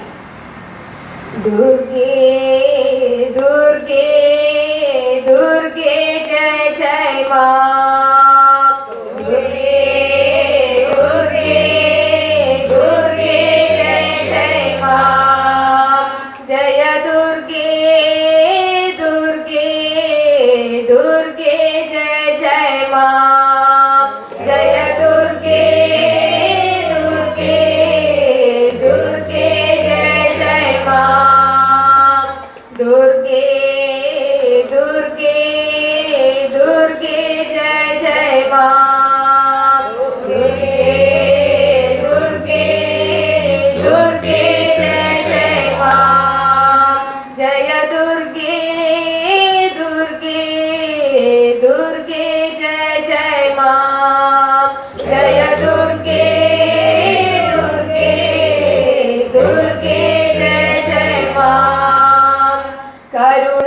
കരുണാസാഗരി മാം അംബകാലിക പാലിനി മാം കരുണാസാഗരി മാം അംബകാലിക പാലിനി മാം കരുണാസാഗരി മാം അംബകാലിക പാലിനി മാം കരുണാസാഗരി മാം അംബകാലിക പാലിനി മാം ജഗദോദ്ധാരിണി മാം ജയ ദുർഗേ ജയ ജയ മാം ജഗദോദ്ധാരിണി മാം ജയ ദുർഗേ ജയ ജയ മാം ജഗദോദ്ധാരിണി മാം ജഗദംബേ ജയ ജയ മാം ജഗദോദ്ധാരിണി മാം ജഗദംബേ ജയ ജയ മാം ദുർഗേ ദുർഗേ ദുർഗേ ജയ ജയ മാം ദുർഗേ ദുർഗേ ദുർഗേ ജയ ജയ മാം ജയ ദുർഗേ ദുർഗേ ദുർഗേ ജയ ജയ മാം ജയ ദുർഗേ ദുർഗേ ദുർഗേ ജയ ജയ മാം കരുണാസാഗരി മാം അംബകാലിക പാലിനി മാം കരുണാസാഗരി മാം അംബകാലിക പാലിനി മാം ജഗദോദ്ധാരിണി മാം ജയ ദുർഗേ ജയ ജയ മാം ജഗദോദ്ധാരിണി മാം ജയ ദുർഗേ ജയ ജയ മാം ദുർഗേ ദുർഗേ ദുർഗേ ജയ ജയ മാം ദുർഗേ ദുർഗേ ദുർഗേ ജയ ജയ മാം ജയ ദുർഗേ ദുർഗേ ദുർഗേ ജയ ജയ മാം ജയ ദുർഗേ ദുർഗേ ദുർഗേ ജയ ജയ മാം ജയ ദുർഗേ ദുർഗേ ദുർഗേ ജയ ജയ മാം ജയ ദുർഗേ ദുർഗേ ദുർഗേ ജയ ജയ മാം ജയ ദുർഗേ ദുർഗേ ദുർഗേ ജയ ജയ മാം ജയ ദുർഗേ ദുർഗേ ദുർഗേ ജയ ജയ മാം.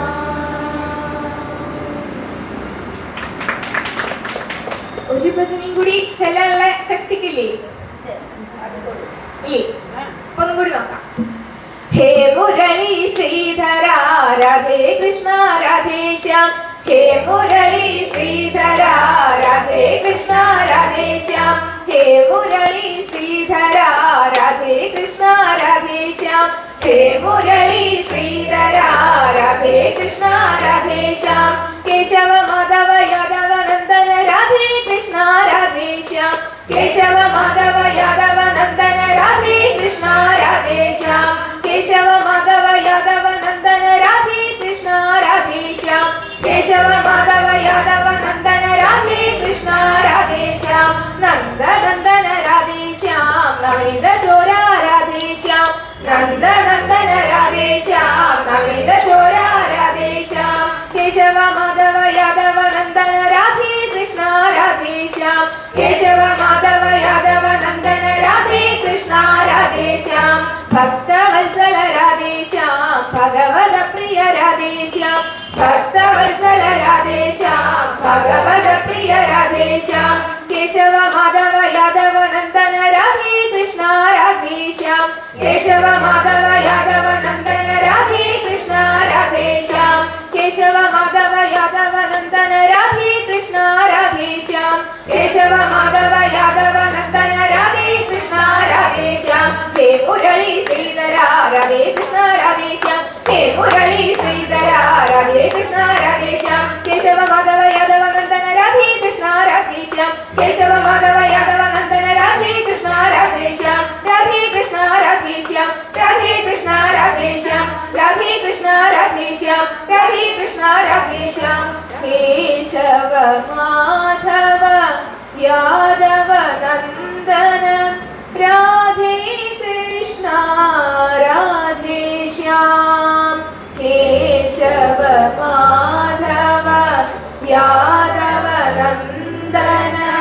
രാമ